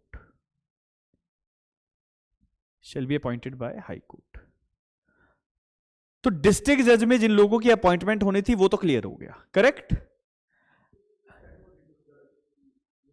ये लिखा है वैसे हाई डिस्ट्रिक्ट जज करेंगे, लेकिन करते नहीं, हाई कोर्ट से होता है ना. लेकिन अब आपने लॉ पढ़ना है, बी स्पेसिफिक टू दिस, ठीक है? नहीं तो कुछ और आ गया दिमाग में तो गड़बड़ हो जाएगी, ठीक है? सेकेंड थिंग इज कि जो लोअर कोर्ट्स हैं, जैसे हमारे सिविल जजेस की जो कोर्ट्स हैं, उनके भी तो ऑफिसर बड़े सारे काम करते हैं लोग, उनकी अपॉइंटमेंट कौन करेगा? तो सेक्शन 18 कह रहा है कि उनकी अपॉइंटमेंट भी डिस्ट्रिक्ट कोर्ट कर सकती है. लेकिन अगर डिस्ट्रिक्ट कोर्ट ने सही से लोगों की अपॉइंटमेंट नहीं की तो फिर ये सारा काम हाई कोर्ट अपने कंट्रोल में ले सकता है. ठीक है, अगर आप सबसेक्शन 2 पढ़े, लिखा है the minstrel officers of the district court under the control of the district जज shall be appointed by the district जज. लिख लो that ministerial officers of the subordinate courts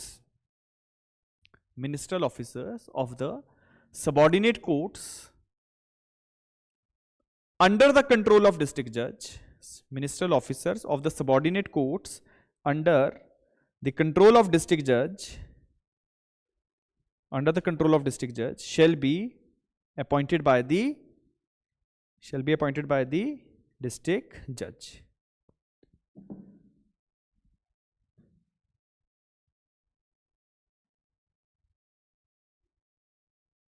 जितने भी हमारे बच्चे तैयारी कर रहे हैं ना, आज एक अलग ही स्पार्क है, ठीक है? और कहीं पे भी बच्चे बैठे हो, ठीक है, हिमाचल में, हिमाचल के बाहर कहीं पे भी पढ़ रहे हो, आज जो एक वो आता है ना कि नहीं अब करना है, ठीक है, तो वो थ्रू आउट 3 months वो दिमाग में होना चाहिए, ठीक है? और टेस्ट खाली आपका नहीं होगा, मेरा भी है, ठीक है? तो प्रिपरेशन आप लोग भी करोगे और हम भी करेंगे, ठीक है? हम करेंगे कि आपके अंदर कुछ रह ना जाए बस, ठीक है? और मेरा तो 24 घंटे यहीं डेरा है सर, आज मेरा बिस्तर आ जाएगा यहाँ पे, हाँ लास्ट ईयर भी ऐसा ही था। एक दिन मैं यहाँ पे सोया हुआ था गद्दा बिछा के, तो बच्ची आई है कि वो देखे सर है नहीं, तो उसने मैम को फ़ोन किया कि मैम सर तो है नहीं, तो सारे आगे यहाँ देखा तो सोए हुए थे। ठीक है, तो वो you can't take it lightly ना। ठीक है, ये टाइम बार बार नहीं आता, साल में एक ही बार आता है। ठीक है, और अब तो आपके लिए 3 महीने नहीं है, आपके लिए सिर्फ ये 75 दिन है, 75 डेज। आज से आप काउंट करो, प्रीलिम्स 75 दिन के अंदर है, मेंस आपका 90 डेज के अंदर। तो हर दिन में 24 घंटे, 24 घंटे में 6 घंटे सोने के, 4 घंटे एक्स्ट्रा काम के, रिमेनिंग कितने बचे? 14 घंटे। तो 14 से 15 घंटे का आपका मटेरियल जो मैक्सिमम यूटिलाइजेशन जो है वो आपने करना है। ठीक है, बाकी सब चीजें खत्म। ठीक है, और अब आप लगा लो कि 15 घंटे रोज और 75 से मल्टीप्लाई कर लो, तो इतने घंटे हैं आपके पास। ठीक है, लगभग आपके पास 750 घंटे हैं, लगभग। एक एक घंटे का काम आपको देखना है कि मैं क्या कर रहा हूं। ठीक है, डोंट लीव एनीथिंग। चलिए वापस आ जाओ, सेक्शन नंबर 18 में सबसेक्शन 3 लिखा है, every appointment under this section shall be subject to the rules as the high court with the prior approval of the government made in this behalf. तो ऊपर तो हमने लिख लिया कि डिस्ट्रिक्ट जज अपॉइंट करेंगे, ये करेंगे, वो करेंगे, लेकिन नीचे सबसेक्शन 3 में लगाम लगा दी।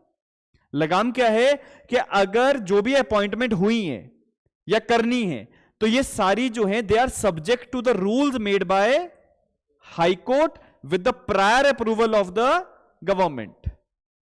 क्योंकि कचहरी में लोग अपॉइंट होंगे, तनख्वाह कौन देगा? सरकार देगी। तो बिना सरकार को पूछे कैसे अपॉइंटमेंट होगा? और कितने लोगों के रिक्वायरमेंट है वो कौन बताएगा? High court. अब एक सिविल जज आ जाए, जी मेरे को 4 लोग चाहिए, तो जब जरूरत नहीं है तो हमें नहीं देंगे ना। तो it is the high court who will decide कि कितने लोगों को कितने लोगों की रिक्वायरमेंट। तो इसके लिए रूल्स बनते हैं, और रूल्स जो भी होंगे they should be with the prior approval of the government. अगर गवर्नमेंट के पास बजट ही नहीं है, जैसे हिमाचल जैसी सरकार है, ठीक है, जिनके पास तनख्वाह देने के पैसे नहीं होते कभी कभी, तो ऐसे फिर आप बना नहीं ना सकते पोस्टें अननेसेसरली। और लास्ट लिखा है, any order passed by the district जज under this section shall be liable to be reversed or modified by the high court. ऐसा क्यों है? क्योंकि आप बन गए डिस्ट्रिक्ट जज, फिर आपके आगे गांव के 10-15 लोग कि जी हमें रखवा दो। पुराने जमाने में रखते थे कि जी किसी को प्रोसेस सर्वर लगा दिया, किसी को कुछ लगवा दिया, ऐसा होता था। लेकिन अगर कोई भी आपने लेजिटिमेट रिक्रूटमेंट नहीं किया है, तो ये सारी चीजें क्या हो सकती हैं? रिवर्स हो सकती हैं या मॉडिफाई हो सकती हैं। और कौन करेगा? High court. ठीक है, आजकल तो बड़ा रिस्ट्रिक्टेड है क्योंकि हाई कोर्ट के रूल्स बने हुए हैं। तो ये ऊपर लिखा ही है 18(3) में कि जितना भी सेक्शन 1 और 2 में लिखा है, it is subject to the rules made by the high court with the prior approval of the state government. ठीक, सेक्शन नंबर 19 कहता है डेलीगेशन ऑफ द डिस्ट्रिक्ट जज पावर्स। डिस्ट्रिक्ट जज जो मिनिस्ट्रल ऑफिसर्स की अपॉइंटमेंट करते हैं, ये जो पावर इनके पास है, ये पावर किसी और को डेलीगेट भी कर सकते हैं। कि मान लो एक डिस्ट्रिक्ट जज साहब हैं, इन्होंने कहा कि यार मिनिस्ट्रल ऑफिसर्स की अपॉइंटमेंट करनी है, तो अपनी पावर इन्होंने सिविल जज सीनियर डिवीजन को डेलीगेट कर दी, तो ये डेलीगेशन हो सकता है। ठीक है, 19 कह रहा है अ डिस्ट्रिक्ट जज में विद द, अंडरलाइन करेंगे, previous sanction of high court. Important है, स्टार लगा लो, मार्क कर दो। डेलीगेट टू एनी सिविल जज in his district the power conferred to him under 18 subsection 2। तो 18(2) में क्या था? सिविल जजेस के लिए जो मिनिस्ट्रल ऑफिसर अपॉइंट करने थे सिविल जजेस के लिए, वो डिस्ट्रिक्ट जज करते थे। क्लियर? सिविल जजेस के लिए जो मिनिस्ट्रल ऑफिसर अपॉइंट करने सिविल कोर्ट्स में, वो डिस्ट्रिक्ट जज करते थे। ये जो पावर है डिस्ट्रिक्ट जज किसी दूसरे सिविल जज को डेलीगेट कर सकते हैं। ठीक है, तो आपने किसी सिविल जज को दे दिया कि भैया कितने लोग रखने, अपने आप रख लो। ठीक है, of this act to be exercise by the civil जज in respect of the specified portion of the district subject to the control of the district court. Underline कर लेना। लेकिन इस जो भी रिक्रूटमेंट सिविल जज करेंगे उस पर डायरेक्ट कंट्रोल किसका रहेगा? डिस्ट्रिक्ट कोर्ट का। ठीक है, चैप्टर 1 क्लियर। चल आगे आ जाओ, सेक्शन नंबर 20 में। सेक्शन 20 में मैं आपको ना एक क्लेरिफिकेशन देना चाहूंगा। क्लेरिफिकेशन क्या है कि देखो, हमने जो 17 अक्टूबर 2022 की जो अमेंडमेंट है, वो अमेंडमेंट सेक्शन नंबर 10 और 11 में तो हो गई है ना, वो तो हमने देख लिया कि 1 करोड़ की बात आ गई और वो 30-60 और 1 करोड़ वाली बात आ गई। लेकिन एक अमेंडमेंट सेक्शन नंबर 21 में भी होने की रिक्वायरमेंट थी जो हुई नहीं है। ठीक है, प्रैक्टिकली तो उसको फॉलोअप कर रहे हैं, लेकिन वैसे यहां पे किया कुछ नहीं इन्होंने कोर्ट सेक्ट में। तो आपको दोनों चीजों का मैं बता देता हूं क्या होगा, पहले आप पढ़ लो क्या लिखा है। अपील्स फ्रॉम डिस्ट्रिक्ट जजेस एंड एडीजेस, तो डिस्ट्रिक्ट जज ने कोई केस डिसाइड किया, अपील कहां जाएगी? हाई कोर्ट में। एडीजे ने कोई केस डिसाइड किया है, कहां जाएगी अपील? हाई कोर्ट में, क्योंकि एडीजे और डिस्ट्रिक्ट जज के पास पावर्स जो है वो बराबर है। यही चीज लिखी हुई है, लिखा है save as otherwise provided by any enactment for a time being in force. An appeal from a decree or order of a district judge or ADJ exercising original jurisdiction shall lie to the High Court. Shall lie to the High Court. दूसरी चीज कि अगर कोई order या decree ऐसा है जिससे appeal नहीं जा सकती है, क्योंकि सारी डिक्रीज या ऑर्डर्स अपीलेबल नहीं होते हैं, कहीं पर रिस्ट्रिक्शन हो सकती है। तो अगर डिस्ट्रिक्ट जज के ऑर्डर के अगेंस्ट अपील नहीं हो सकती थी तो एडीजे के ऑर्डर के अगेंस्ट भी नहीं होगी, है ना। ये चीज यहां पे क्लेरिफाई हो रही है। लिखा है an appeal shall not lie to the high court from a decree or order of the ADJ in any case in which the decree or order made had been made by the district judge and appeal would not lie to that court. तो अगर district जज ने अगर order pass किया होता और appeal नहीं जा सकती थी तो एडीजे के ऑर्डर से अपील कैसे जाएगी? दो लाइनें लिख लो, section number 20 write down. whenever any decree or order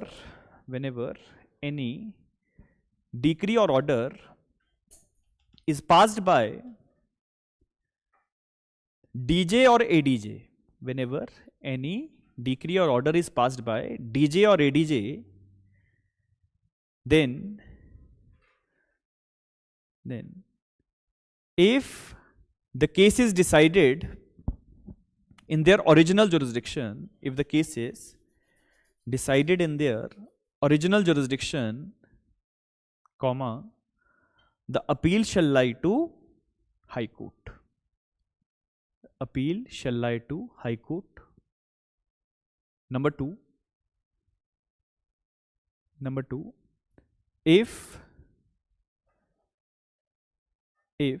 number 2 करके लिखना, if any judgment or order passed by district judge, if any judgment or order passed by district judge is non-appealable, if any judgment or order passed by the district judge is non-appealable, then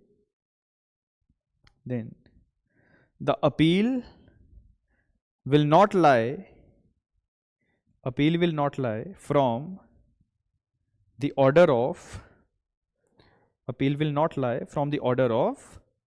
ADJ also.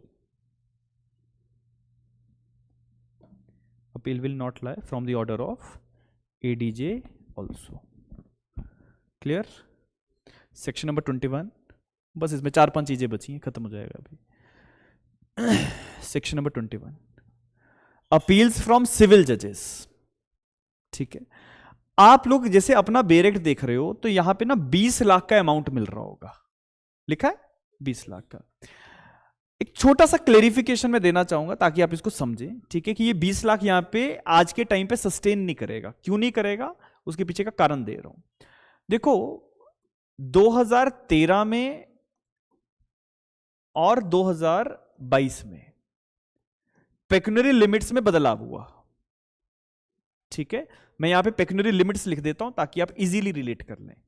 हमारे पास district जज, civil जज, senior division और civil जजेस, इनकी जो pecuniary limits 2013 में थी, 2013 में इनकी लिमिट हुआ करती थी 10 लाख की, इनकी लिमिट होती थी 20 लाख की, इनकी लिमिट होती थी 30 लाख तक। ठीक है, 0 to 10 फिर 20 तक, यहां पे 30 लाख तक का कोई भी केस ओरिजिनल जुरिस्डिक्शन में प्रिंसिपल सिविल कोर्ट में आ जाता था। ठीक है, लेकिन 2022 में इन चीजों में क्या हुआ, इंप्रूवमेंट हो गया, चेंज हुआ। तो यहां पे 30 लाख की जगह क्या आ गया, 1 CR, यहां पे 20 लाख की जगह क्या आ गया 60 lakhs और यहां पे आ गया 30 lakhs। ठीक ठीक। अब आप जरा 2 मिनट के लिए काम करेंगे, 2013 के हिसाब से सेक्शन नंबर 21 को पढ़ेंगे, 2013 के हिसाब से, ताकि आपको समझ में आए कि चेंज क्या होना चाहिए। ठीक है,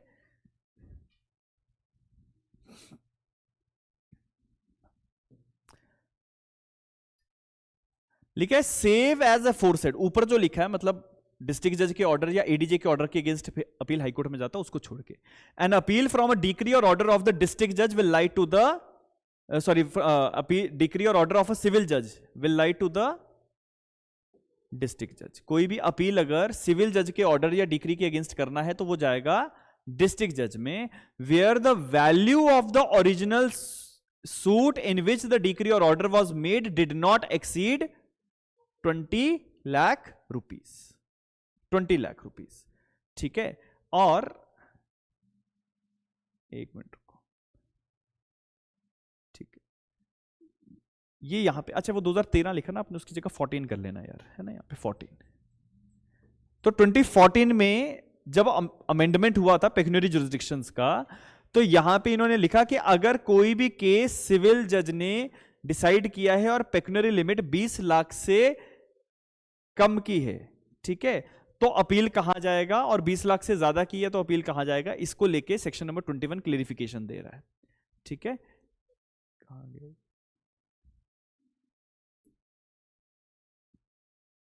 हाँ ठीक है ना, टू अ डिस्ट्रिक्ट जज where the value of the suit in which the decree or order was made does not exceeds 20 lakhs। तो इसका मतलब अगर 20 लाख से कम का मैटर है तो अपील जाएगा डिस्ट्रिक्ट जज के पास,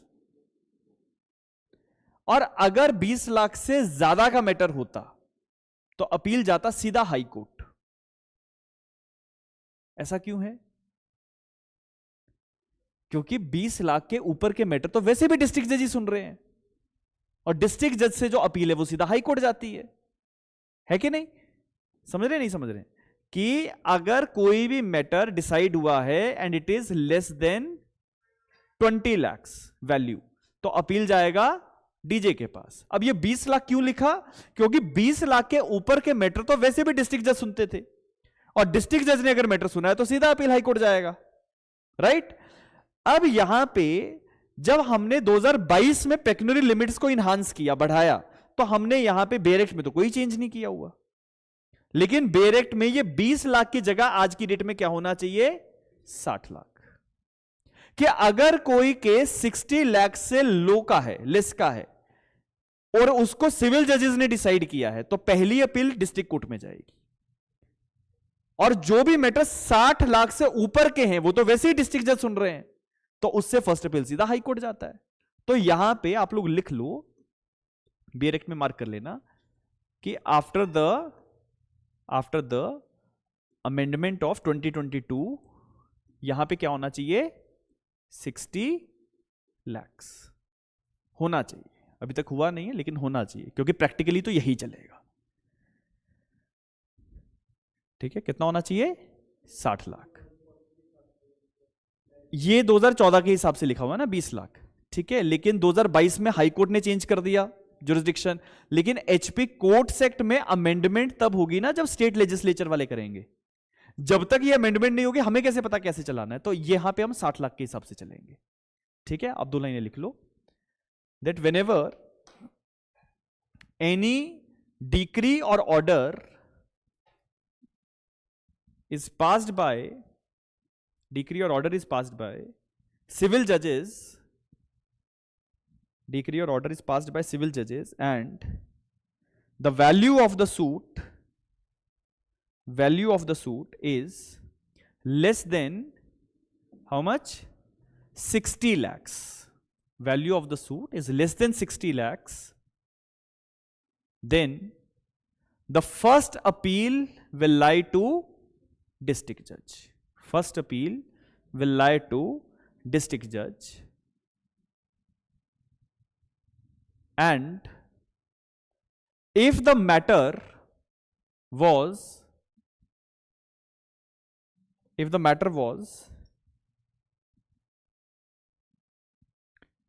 of the value above 60 lakhs. If the matter was above the value of 60 lakhs, then the first appeal will always lie to the High Court. Will always lie to the High Court.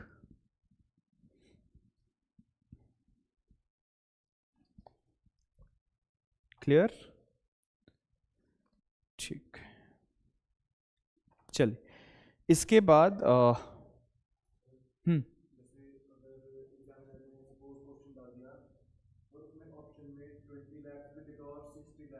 हाँ,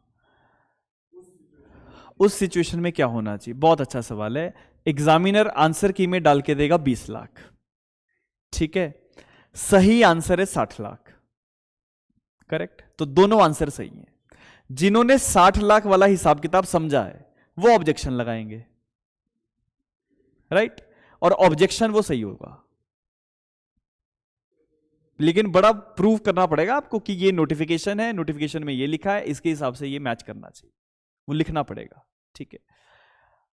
तो है तो ये dicey, ठीक है, लेकिन मैं अगर होता तो मैं 60 लाख लिखता, ठीक है? क्यों ऐसा है? क्योंकि अगर तो 60 लाख ऑप्शन में नहीं है तो बहुत बढ़िया है, तो 20 लाख वाला पॉइंट पे चले जाओ, बेरेट के हिसाब से चलो, कोई दिक्कत नहीं, ठीक है? लेकिन ये क्वेश्चन ज्यादातर ऑब्जेक्शनेबल क्वेश्चंस होते हैं, ठीक है? तो ये अब इसमें तो मैं क्या बोलूं कि आगे फ्यूचर में क्या होगा, लेकिन अगर ऑप्शंस में दोनों हैं तो 60 lakh should be the right answer. नहीं सुनते हैं आपकी, हाई कोर्ट चले जाओ, सही होगा ये आंसर। आप समझ पा रहे हैं ना सही कैसे है, ठीक है? क्योंकि 2014 के हिसाब से हम नहीं देखेंगे आज के समय में अपील, हम देखेंगे 2022 के हिसाब से। और नोटिफिकेशन किसने पास किया? हाई कोर्ट ने किया है ना, हमने थोड़ी किया वो, ठीक है? चलो ठीक,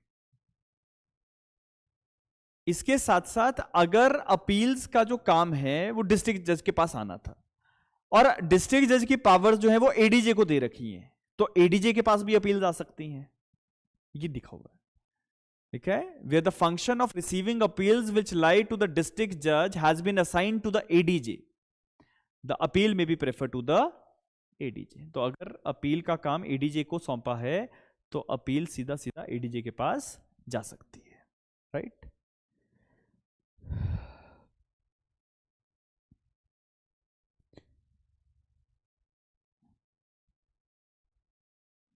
ठीक है, सबसेक्शन 3। सबसेक्शन 3 में हाई कोर्ट के पास एक पावर है कि जैसे देखो अपील्स वैसे तो फर्स्ट अपील डिस्ट्रिक्ट जज के पास ही जानी है, लेकिन हाई कोर्ट क्या कर सकता है कि किसी सिविल जज को डिस्ट्रिक्ट जज की पावर्स दे सकता है कि आप अपील्स को एंटरटेन कर लो। क्या कहा मैंने कि एक डिस्ट्रिक्ट जज है हमारे धर्मशाला में, डिस्ट्रिक्ट जज के पास बहुत काम हो चुका है, तो एक सिविल जज है मान लो सीनियर डिवीजन के, एक्सपीरियंस्ड व्यक्ति है, तो हाई कोर्ट क्या करेगा कि डिस्ट्रिक्ट जज की अपील सुनने की पावर वो सिविल जज को दे देगा, तो सिविल जज के पास मैटर चले जाएंगे। तो ये हाई कोर्ट की नोटिफिकेशन के बेसिस पे हो सकता है। The high court may by notification direct the appeals lying to the district court from all or any of the decrees passed in the original suit by the civil judges shall be preferred to such other civil judge as may be mentioned in the notification, and the appeals shall thereupon be preferred accordingly, and the court to which the civil judge court of such other civil judge shall be deemed to be the district court for the purposes of appeal so preferred। क्या मायने हैं इसके?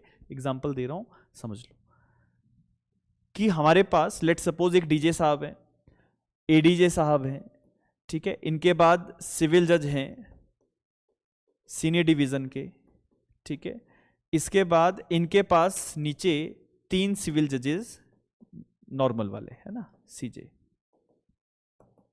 अब अगर इन्होंने भी कोई case decide किया हो तो अपील सीधा यहां आता है, इन्होंने भी कोई केस डिसाइड किया हो तो अपील सीधा यहां आता है। तो अपील्स तो फर्स्ट अपील हमेशा डीजे के पास जानी है, राइट?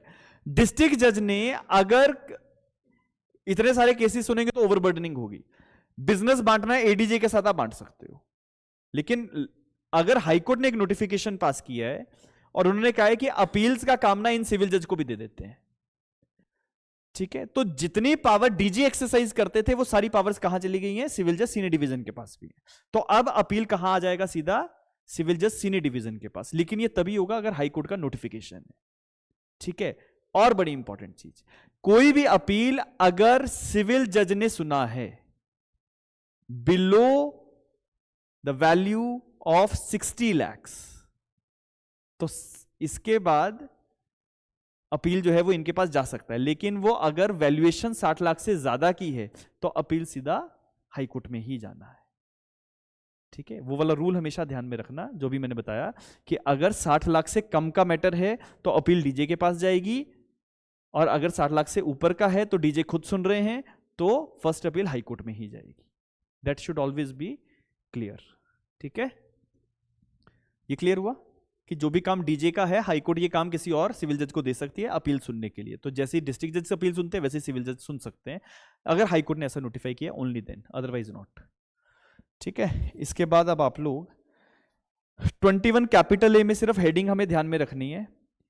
21 कैपिटल ए क्या है ये देखो, जब 1976 में ये लॉ आया ना तो ऑलरेडी केस कितने सारे पेंडिंग हो गए, तो हाई कोर्ट के चीफ जस्टिस के पास एक स्पेशल पावर थी। आज तो इसका कोई मतलब नहीं है, लेकिन कभी कभी एमसीक्यू में पूछ लेते हैं कि 21 कैपिटल ए में पावर किसके पास है, तो chief justice of the concern high court. ठीक है, हमारे हिमाचल प्रदेश हाई कोर्ट के चीफ जस्टिस के पास ये पावर हुआ करती थी कि कोई भी अगर मैटर्स हैं आपको सबऑर्डिनेट कोर्ट्स में भेजने हैं ट्राई करवाने के लिए तो आप भेज सकते हैं। ये लिखा है the chief justice of the high court of Himachal Pradesh may transfer any suit appeal proceeding which are pending before the high court of HP immediately before HP Courts Act Amendment 1994 to such subordinate civil court in Himachal Pradesh which would have jurisdiction to entertain such suit, appeal or proceedings। तो क्या मतलब हुआ, 1994 की amendment से पहले कोई भी suit appeal proceeding जो सीधा हाई कोर्ट में चल रही थी, chief justice of the high court के पास एक पावर थी कि वो अपने इन केसेस को किसी दूसरी सबऑर्डिनेट कोर्ट्स में ट्रांसफर कर दें और उनसे डिसाइड करवा लें। ठीक है, लेकिन आज के समय में इसकी बहुत ज्यादा रिलेवेंसी नहीं है, लेकिन आपको एग्जाम में पूछा जा सकता है तो आपको चीफ जस्टिस का ध्यान रखना है और ये जो अमेंडमेंट वाली डेट है इसका ध्यान रखना है। ठीक है, कौन सा एक्ट, 1994 का अमेंडमेंट एक्ट। क्लियर है, क्या पॉइंट है, that if any matter is pending before the high court prior to this amendment, any matter is pending before high court prior to this amendment, then chief justice of the high court is having that power that they can transfer such suit proceeding to some other any subordinate court। clear, आगे आ जाए, section number 22, power to transfer to a civil judge appeals from other civil judges। अब आपने अभी अभी ऊपर पढ़ा section number 21 के अंदर सबसेक्शन 3 में कि हम मैटर जो है किसी दूसरे सिविल जज को भी दे सकते हैं, अपीलें सुनने के लिए दे सकते हैं। वैसे तो राइट नहीं होता लेकिन दे सकते हैं, high court can notify that. उसी से रिलेटेड है सेक्शन नंबर 22, लिखा है द डिस्ट्रिक्ट जज मे transfer any appeal pending before it from the decree or order of a civil जज टू एनी अदर सिविल जज under the administrative control competent to dispose of the same. तो DJ साहब के पास एक appeal आई subordinate जज से, DJ साहब को लगता है कि यार मैं नहीं सुनूंगा, किसी दूसरे कॉम्पिटेंट जज को दे देता हूं, तो दे दो। सेक्शन 22 आपको इंपावर करता है। अगर आपने अपील दे दी, आपको लग रहा है कि सही से डिस्पोजल नहीं होगा, विड्रॉ कर लो। द डिस्ट्रिक्ट जज may withdraw any appeal so transferred and either hear and dispose of it himself or transfer it to some other competent court. जैसे मान लो आप सभी सिविल जजेस हैं, I am a district court, मेरे पास अपील आ रही थी, मैंने कहा कि जी फलाना सिविल जज सुन लेगा, तो I have the competency to transfer it. ठीक है, जो काम मैंने करना था वो काम आप कर रहे हो, लेकिन मुझे लगा कि you are not competent to dispose of the same, तो मैं आपसे विड्रॉ करके खुद डिसाइड कर दूंगा या आपसे विड्रॉ करके किसी और को दे दूंगा। तो ये छोटे छोटे काम जो है डिस्ट्रिक्ट जज कर सकते हैं, क्योंकि ये सारा काम है पेंडेंसी को रिमूव करवाने के लिए। ठीक है, आगे देखो, an appeal transferred under this section shall be disposed of subject to the rules as applicable to like appeals when disposed of by the district जज। तो सब सिविल जज को मैटर ट्रांसफर हुआ तो सिविल जज उस मैटर को वैसे ही डिस्पोज करेंगे जैसे डिस्ट्रिक्ट कोर्ट कर रही थी। ठीक है, और लास्ट पढ़ लो, the powers conferred by this section shall be exercise subject to the general or special order as may be issued by the or on behalf of the high court. बस ये प्रोविजंस हैं section number 22 तक chapter number 2 में। अच्छा, एक और तरीके से सवाल पूछते हैं कि कौन से चैप्टर में कौन से सेक्शंस आ रहे हैं। तो सेक्शन 20 से लेके 22 तक चैप्टर 2 आ गया, 23 से 30 चैप्टर नंबर 3 आ गया, इसका ध्यान रखना है, और 1 से लेकर 19 तक चैप्टर नंबर 1 में आता है। ठीक है, last area supplementary proceedings, heading ध्यान में रखनी है। Mode of conferring power section number 23 में है। Any power that may be conferred by the High Court on any person under this part may be conferred on any person either by name or by virtue of his office. ठीक है, जब भी आप किसी व्यक्ति को कोई काम सौंपेंगे, कोई शक्तियां प्रदान करेंगे, पावर्स देंगे, तो कैसे देंगे? तो उसका नाम बताओगे या उसके दफ्तर का नाम लिखोगे कि सिविल जज धर्मशाला सो एंड सो, नाम लिख दो, तो उस व्यक्ति को पता लग जाएगा कि जी मुझे ये काम मिला है। मोड ऑफ कॉन्फरिंग पावर के लिए ये ध्यान में रखना, either by the name of the person or either by virtue of his office. ठीक है, section number 24, continuance of the powers of officers, continuance of the powers of officers. अब होता क्या है कि during the pendency of proceeding, कभी कोई व्यक्ति मर गया, कोई ट्रांसफर हो गया, तो जो उसकी जगह लेगा वो आगे काम को कैरी ऑन करेगा। ये छोटा सा पॉइंट है। ठीक है, whenever any person holding an office in the service of government who has been invested with any power under this part throughout any local area is transferred, posted to any at any subsequent time at the equal or higher rank of the same nature within the local area, he shall, unless the High Court otherwise direct, has can exercise the same powers in the local area to which he is transferred or posted. तो जहां पे भी उसकी transfer हुई है वहां पे वो आके काम संभाल लेगा। ठीक है, कंटिन्यूएशन में काम करेगा। 25 जो है वे पिटिशन राइटर्स के लिए है। पिटिशन राइटर क्या होते हैं? अगर आप हाईकोर्ट गए हो तो हाईकोर्ट में एक वो बालकनी जैसी है, उसके वहां पे ना पिटिशन राइटर्स बैठते हैं, if you people have visited over there.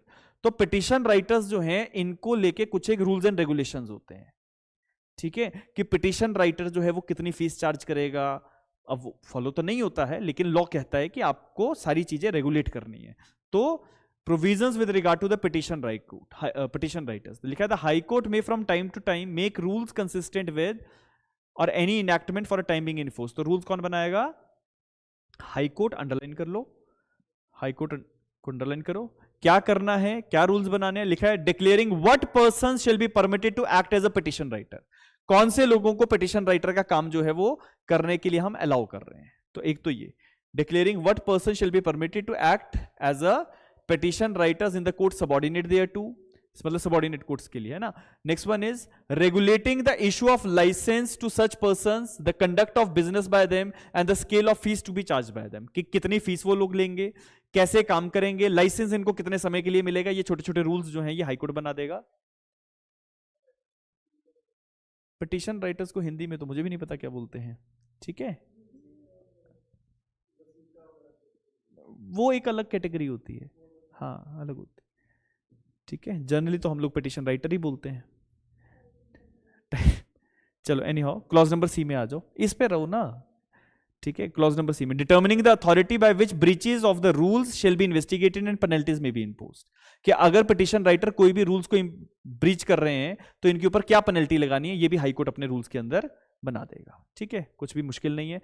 देखो हाईकोर्ट की जो लिस्ट होती है हॉलीडेज की, जो सारी सबऑर्डिनेट कोर्ट्स के ऊपर बाइंडिंग होती है, ये हाईकोर्ट ही डिसाइड करता है। कोई भी चेंजेस करने हाईकोर्ट ही करेगा। ठीक है, गवर्नमेंट का इसमें कोई कंट्रोल नहीं है। लिखा है, the high court shall prepare the list of holidays to be observed in each year as holidays in the civil courts subordinate thereto. ठीक है, बहुत बार सवाल आता है कि हॉलीडेज कौन डिसाइड करता है, तो हाई कोर्ट डिसाइड करता है, गवर्नमेंट नहीं डिसाइड करेगी। ठीक है, नेक्स्ट वन इज, जो भी लिस्ट हमारी होगी ये पब्लिश होगी ऑफिशियल गजट में, है ना। सील का मतलब स्टैंप की बात हो रही है। Every court constituted under this act shall use a seal in such form and design as may be prescribed by high court. तो हाई कोर्ट ही सब कुछ करेगा। ठीक है जी, हाँ एक इसमें आप सेक्शन नंबर 28 देख लो बस। 28 कहता है कि अगर डिस्ट्रिक्ट जज साहब की कुर्सी खाली है, छुट्टी पे गए हैं या किसी कारण से वो अवेलेबल नहीं है, तो जो सेकंड इन द रैंक है, मतलब एडिशनल डिस्ट्रिक्ट जज, वो सारा काम डीजे का संभाल लेंगे। अगर डीजे साहब, एडीजे साहब भी छुट्टी पे हैं, तो जो सिविल जज सीनियर डिवीजन के हाईएस्ट इन द रैंक होंगे वो सारा काम संभाल लेंगे। ये सेक्शन नंबर 28 कह रहा है। ठीक है, in the event of absence of the district जज or in the event of vacancy in that office whatever reason the ADJ or if there are more than one present the first in rank, क्योंकि ADJ 1 2 3 होते हैं ना, तो जो first in rank होंगे, underline कर लेना, the first in rank, in case there be and no ADJ present, then first rank among the civil judges present. First rank among the civil judges present shall, in addition to his own duties, discharge the functions of the district judge also with respect to the filing of suits, appeals, receiving pleadings, miscellaneous applications and work of distribution. ये सारी चीजों को underline कर लो, इन सबको underline करो, ठीक है, क्या क्या काम आपको करने हैं. आंसर बहुत बार सवाल आ जाता है कि कौन कमांड संभालेगा, तो आंसर होगा फर्स्ट इन रैंक जो भी व्यक्ति वहां पे बैठा हुआ है. अगर एडीजे कोई है फर्स्ट इन, एक से ज्यादा है तो फर्स्ट इन रैंक, एडीजे भी कोई नहीं है तो सिविल जजेस में फर्स्ट इन रैंक जो भी होगा वो संभालेगा. ठीक है, इसीलिए रैंक जरूरी है, और रैंक आता है आपका जो सिलेक्शन होता है उसके बेसिस पे चलता है, समझे. जैसे रैंक 1, रैंक 2, रैंक 3, 3 लोग सेलेक्ट हुए, एक साथ हुए, ठीक है, तो आप एक ही कोर्ट में मान लो सारे काम कर रहे हैं तो सारे बराबर हैं. ठीक है, तो फर्स्ट इन रैंकिंग हम कैसे निकालेंगे. ठीक है, इसलिए रैंक इंपॉर्टेंट होता है. चलिए last one is section number 29. High court को ड्यूरिंग द टेन्योर कुछ भी अगर रूल्स बनाने हैं time to time high court rules बनाएगा, इसमें कोई समस्या नहीं होनी चाहिए किसी को. क्या क्या रूल्स बनाएगा वो यहां पे लिखे हैं. ठीक है, मैं आपको कुछ एक चीजें मार्क करवा देता हूं, उनको आप देख लो. नंबर 1 क्लॉज नंबर ए में आओ तो हाई कोर्ट जो है सबऑर्डिनेट कोर्ट्स में विजिट करना, इंस्पेक्ट करना, ये कर सकता है. Next one is translation of any paper in the high court and preparation of paper books for the hearing of appeals and copy printing of such paper, translation etc. है ना, recovery from the persons at whose instance or whose behalf the papers are filed etc. expenses to be incurred. ये सारे rules high court बनाएगा कि जी translation की copies कहाँ से बनेंगी, कौन बनाएगा, कितने पैसे चार्ज करेंगे etc. Next one is fees to be charge for processes. जो प्रोसेस सर्विंग आप समझ रहे हो ना सीपीसी में, तो उसके लिए कितनी फीस चार्ज करनी है हाई कोर्ट रूल जो है वो बनाता है. Manner in which the proceeding of the civil court shall be kept and recorded. कैसे सिविल कोर्ट्स काम करेंगी, अपना रिकॉर्ड मेंटेन करेंगी, और पेपर बुक्स कैसे बनेंगी. पेपर बुक्स समझ रहे हैं कि जो आप डॉक्यूमेंट कोर्ट में देते हो, प्लेंट एटसेट्रा, वो पेपर बुक्स जो है वो कैसे कोर्ट में जाएंगी. इस सब को लेकर रूल्स कौन बना रहा है, high court. And other matter relating to the officers of the court. और सेक्शन नंबर 30 रिपीलिंग प्रोविजन है कि इससे पहले के जो जितने भी हमारे कानून थे जो कोर्ट एक्ट से रिलेट करते थे वो सब रिपील हैं. 1976 से ये कानून हमारा इंप्लीमेंट होगा. क्लियर. अब यहां पे कोई एडीआर की बात नहीं पड़ी, आपने पूरा लॉ पढ़ लिया, कोई एडीआर की बात नहीं है. एडीआर से रिलेटेड सवाल आएगा, सीपीसी से कनेक्ट करना पड़ेगा. Section number 89 read with order 10, rule number 1 capital A capital B capital C. ठीक है, वो तो जब आप लोग सीपीसी पढ़ लोगे तो आ जाएगा. कोई डाउट? कुछ नहीं है. ठीक है, आपको अब जैसे ये लास्ट वाला आपने प्रोविजन पढ़ा सेक्शन नंबर 29, आपको ये सवाल पूछ लेते हैं कि अच्छा सेक्शन 29 में कितने क्लॉजेज है, तो 5 क्लॉज है, ए से लेके ई तक. ठीक है, ऐसे सवालों का खास ध्यान रख लेना है. ठीक है, पूछ लेते हैं, पूछते ही हैं तो फिर क्या कर सकते हैं. कितने क्लॉज हैं, कितने नंबर हैं, कितनी डेफिनेशंस हैं, कौन सी डेफिनेशन कहाँ पे है, कौन सी अमेंडमेंट कब हुई, छोटी छोटी चीजें हैं. ठीक है, that we have done. Any doubt? So you people can ask me. If no doubt, then we are done. ठीक है जी, जितने लोग ऑनलाइन बैठे हैं, यस क्लियर. सरोज ओके. चलिए अब बात थोड़ी एग्जाम पे कर लेते हैं. ठीक है, इसको लेके एक तो प्रिपरेशन शेड्यूल जो बनेगा अब फॉर द नेक्स्ट 75 डेज वो मैं आपको दे देता हूं. ठीक है, अभी तो मेरे को उसको बनाने में टाइम लगेगा थोड़ा सा, लेकिन जर्नल में आपको एक आइडिया दे देता हूं कि हमने करना क्या है. ठीक है, 14th आज है. ठीक है, 14th ऑफ दिसंबर, 5 जनवरी, मतलब आज एप्लीकेशन पता नहीं ओपन हुई है कि नहीं, अभी नहीं हुई है ना, वो देख लिया आप लोगों ने. ठीक है, उसमें आ रहा था वैकेंसी नोटिफिकेशन. हाँ वो तो लिखा है, लेकिन वो अभी लॉगिन पोर्टल में अभी नहीं, हाँ फॉर्म नहीं आया अभी ना. फॉर्म जैसे आ जाएगा उसको फिल कर लेना. खास ध्यान है, और मेरे जितने भी बच्चे हैं आप मूर्खों की तरह गलती मत करना. गलती कहां पे होती है, सबसे बड़ी गलती हम लोग क्या कर लेते हैं कि पहली चीज कि 5 जनवरी तक इन्होंने टाइम देंगे आपको, मतलब जैसे आज ओपन हो जाती है 5 जनवरी तक हमारे पास समय है ऑनलाइन एप्लीकेशन फिल करने का. सेंटर आप लोगों ने धर्मशाला ही भरना है, कहीं जाने की आवश्यकता नहीं है. ठीक है, नंबर 2, नोटिफिकेशन में जैसे ही जब आप ये अपना फॉर्म फिल कर दोगे, फॉर्म फिल करोगे, फॉर्म फिल करने के बाद अपने डॉक्यूमेंट आपने प्रिपेयर करने हैं, ठीक है। डॉक्यूमेंट्स में 10th +2, वैसे +2 की रिक्वायरमेंट नहीं होती है लेकिन फिर भी लगा देना, आपके LLB की सारी मार्कशीट्स, फाइनल पर प्रोविजनल डिग्री अगर है तो वो लगा देना, या कंसोलिडेटेड मार्कशीट लगा देना, ठीक है। और अगर कंसोलिडेटेड नहीं है तो सारी मार्कशीट्स, ठीक है। ये लगा के और भी अगर कोई डॉक्यूमेंट उसमें लिखा होगा तो वो आप देख लेना। वैसे यही चीजें, लेकिन सबसे इंपॉर्टेंट होता है यहां पे क्रेडेंशियल सर्टिफिकेट। क्रेडेंशियल सर्टिफिकेट ये एक सर्टिफिकेट है जो हिमाचल वाले अलग से हमेशा मांगते हैं, और इस सर्टिफिकेट के कारण से 500,000 बच्चों का फॉर्म रिजेक्ट हो जाता है, जिसमें से मैं भी एक भुक्तभोगी हूं एक बार, ठीक है। वो गलती से हो गया था एक बार, ठीक है। तो उसमें फॉर्म जब हम फिल करते हैं तो ऊपर जो है एक व्यक्ति विशेष ये कहता है कि जी मैं इस व्यक्ति को इतने सालों से जानता हूं, ठीक है। तो हम तो ये फॉर्म 2014 से भर ही रहे हैं, एक बार मैंने भरवाया जिससे, तो उसने गलत भर दिया, मैंने देखा नहीं, मैंने भेज दिया तो मेरा फॉर्म रिजेक्ट हो गया था, ठीक है। तो ये गलती नहीं करनी है, ठीक है। और ये उस समय हुआ था जब मैं अपनी प्रिपरेशन पे पीक पे चल रहा था, तो मेरे लिए वो सेटबैक जो है वो बहुत दुख की घड़ी थी, ठीक है। लेकिन फिर भी apart from that credential certificate 2 लगते हैं, ठीक है। ओरिजिनल में जाएंगे, ठीक है, सारे डॉक्यूमेंट अटेस्ट कर देना, सेल्फ टेस्ट कर, वहां पे लिखा होगा वैसे सेल्फ टेस्ट या अदरवाइज, तो वैसे में कैसे सेल्फ टेस्टेशन वाले चलते हैं। डॉक्यूमेंट्स भेज देना HP पब्लिक सर्विस कमीशन में, जैसे ही नोटिफिकेशन फिल हो जाए, ये फॉर्म भर दोगे, जितना जल्दी हो जाए भेज देना, ठीक है, डिले मत करना, ठीक है। ये फॉर्म्स भेजने के लिए जनरली जो ये टाइम आपको देंगे ये 12 जनवरी तक का देंगे, ठीक है। अभी तक फाइनल नोटिफिकेशन आया नहीं है, लेकिन तजुर्बे के हिसाब से जो डेट्स हमें पता है मैं बता रहा हूं, ठीक है। 12 जनवरी तक, 5 जनवरी क्योंकि लास्ट डेट है, तो लास्ट डेट को जो फिल करेंगे उन्होंने भी तो फॉर्म भेजने हैं ना सारे, तो 12 जनवरी तक का टाइम ये देते हैं, ठीक है। इसके बाद ये फॉर्म तो फिल होना, इसके बाद बंद हो जाएंगे, राइट।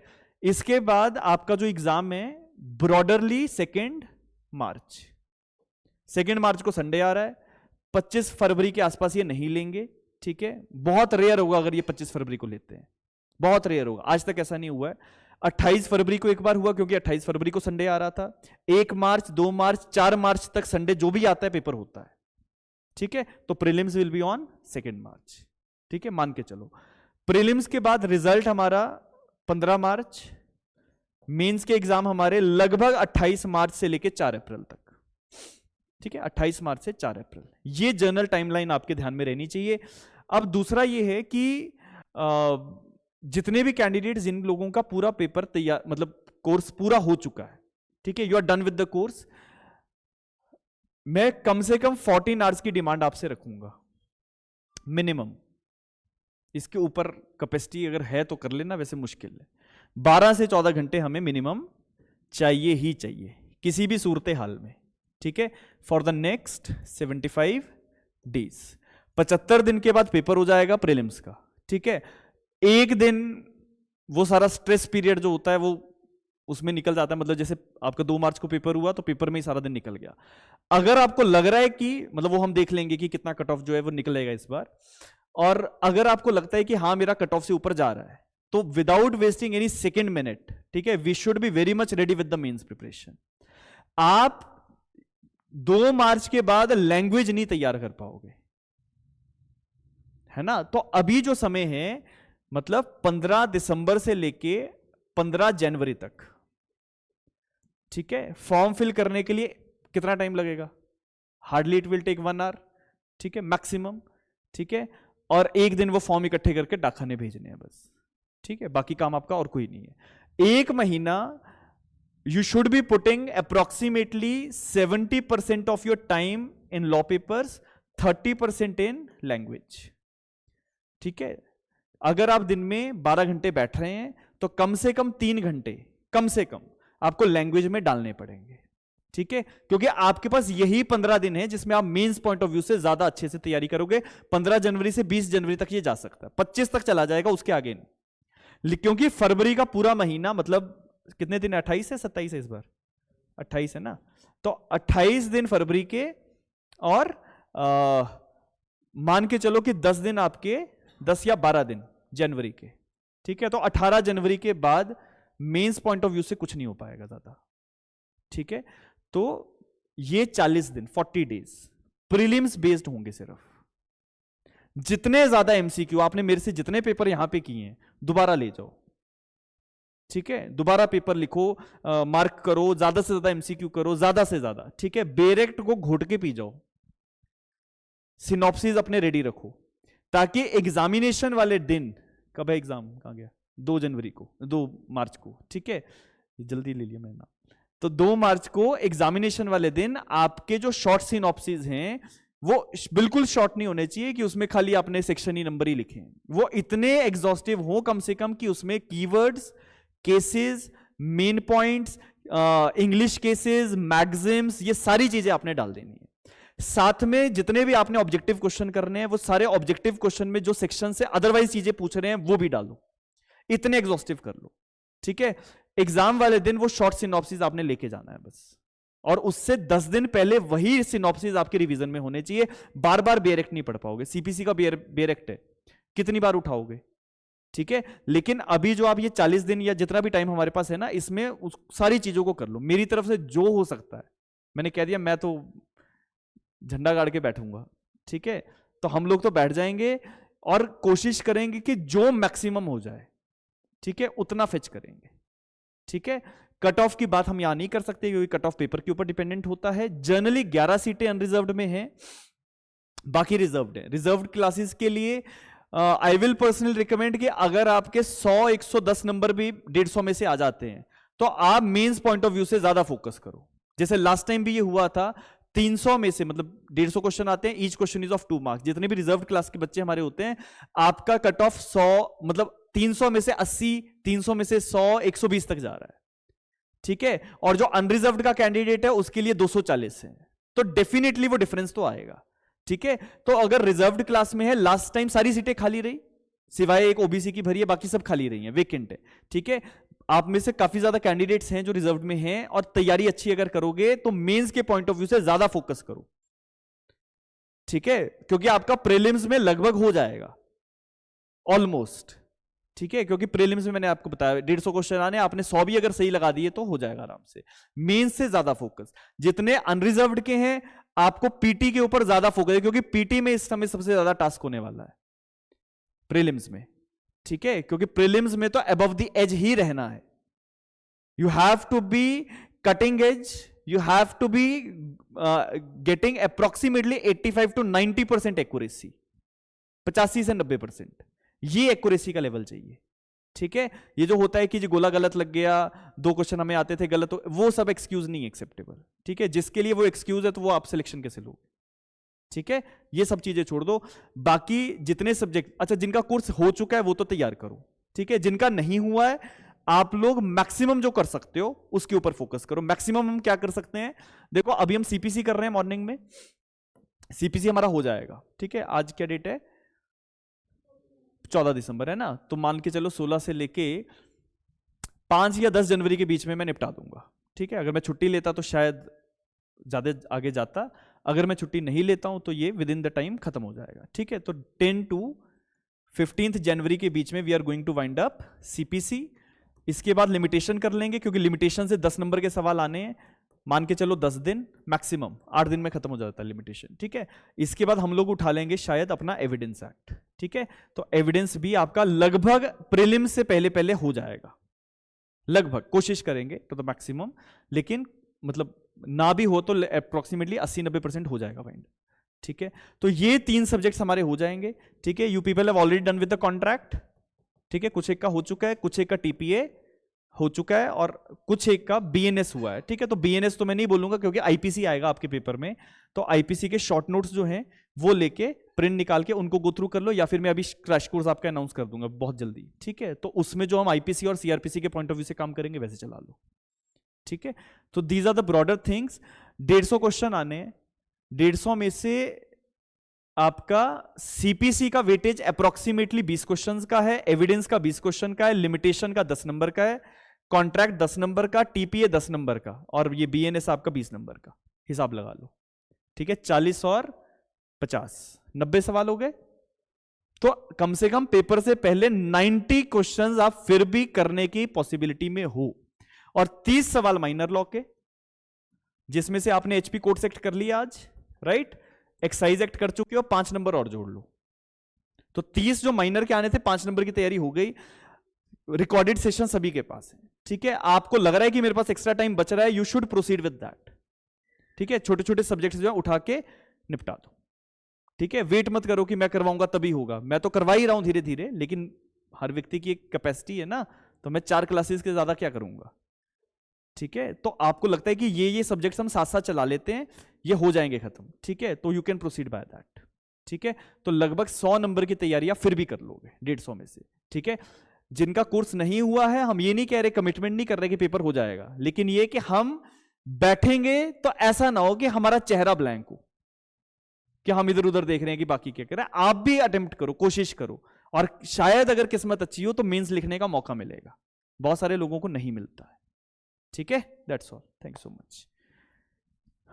अब और क्या है, केड़ा सर्टिफिकेट भाई हाँ, क्रेडेंशियल सर्टिफिकेट कहीं नहीं बनता, वो नोटिफिकेशन आएगा, उसके लास्ट में एक फॉर्मेट दिया होगा, वो फॉर्मेट निकालना है, मेरे से भरवा लेना, मैं भर दूंगा, ठीक है जी। एक किसी और से भरवा लेना, अपने दोस्त से, ठीक है। लेकिन कहते हैं कि उससे भरवाना चाहिए जो आपको 2 साल से जानता हो, ठीक है। तो मैं लिख दूंगा मैं जानता हूं, ठीक है, क्योंकि क्रेडेंशियल उसी से भरवाना जो रिलायबल व्यक्ति हो, क्योंकि कभी कभी कमीशन वाले फोन भी करते हैं, ठीक है। ऐसा है नहीं कि ऐसे राह चलते से भरवा लिया, कोई जानने वाले व्यक्ति से भरवाना, ठीक है। हाँ, रिश्तेदार से भरवा लो, वैसे रिश्तेदारों को बताना नहीं चाहिए, रिश्तेदारों से मत भरवाना, अरे आपस में भर लेना ना यार, है ना, आपस में भर लेना, इतना क्या समस्या है। लेकिन रिश्तेदारों को मैं इसलिए नहीं बीच में लाता, हाँ नहीं, पेरेंट्स नहीं भरेंगे, पेरेंट्स नहीं, और रिलेटिव्स अवॉइड करने हैं, ठीक है। कोई तीसरा व्यक्ति, जैसे आपका कोई मकान मालिक है या कोई ऐसा व्यक्ति है, वो पेरेंट्स से भरवाओगे गलत, रिजेक्ट हो जाएगा, ठीक है।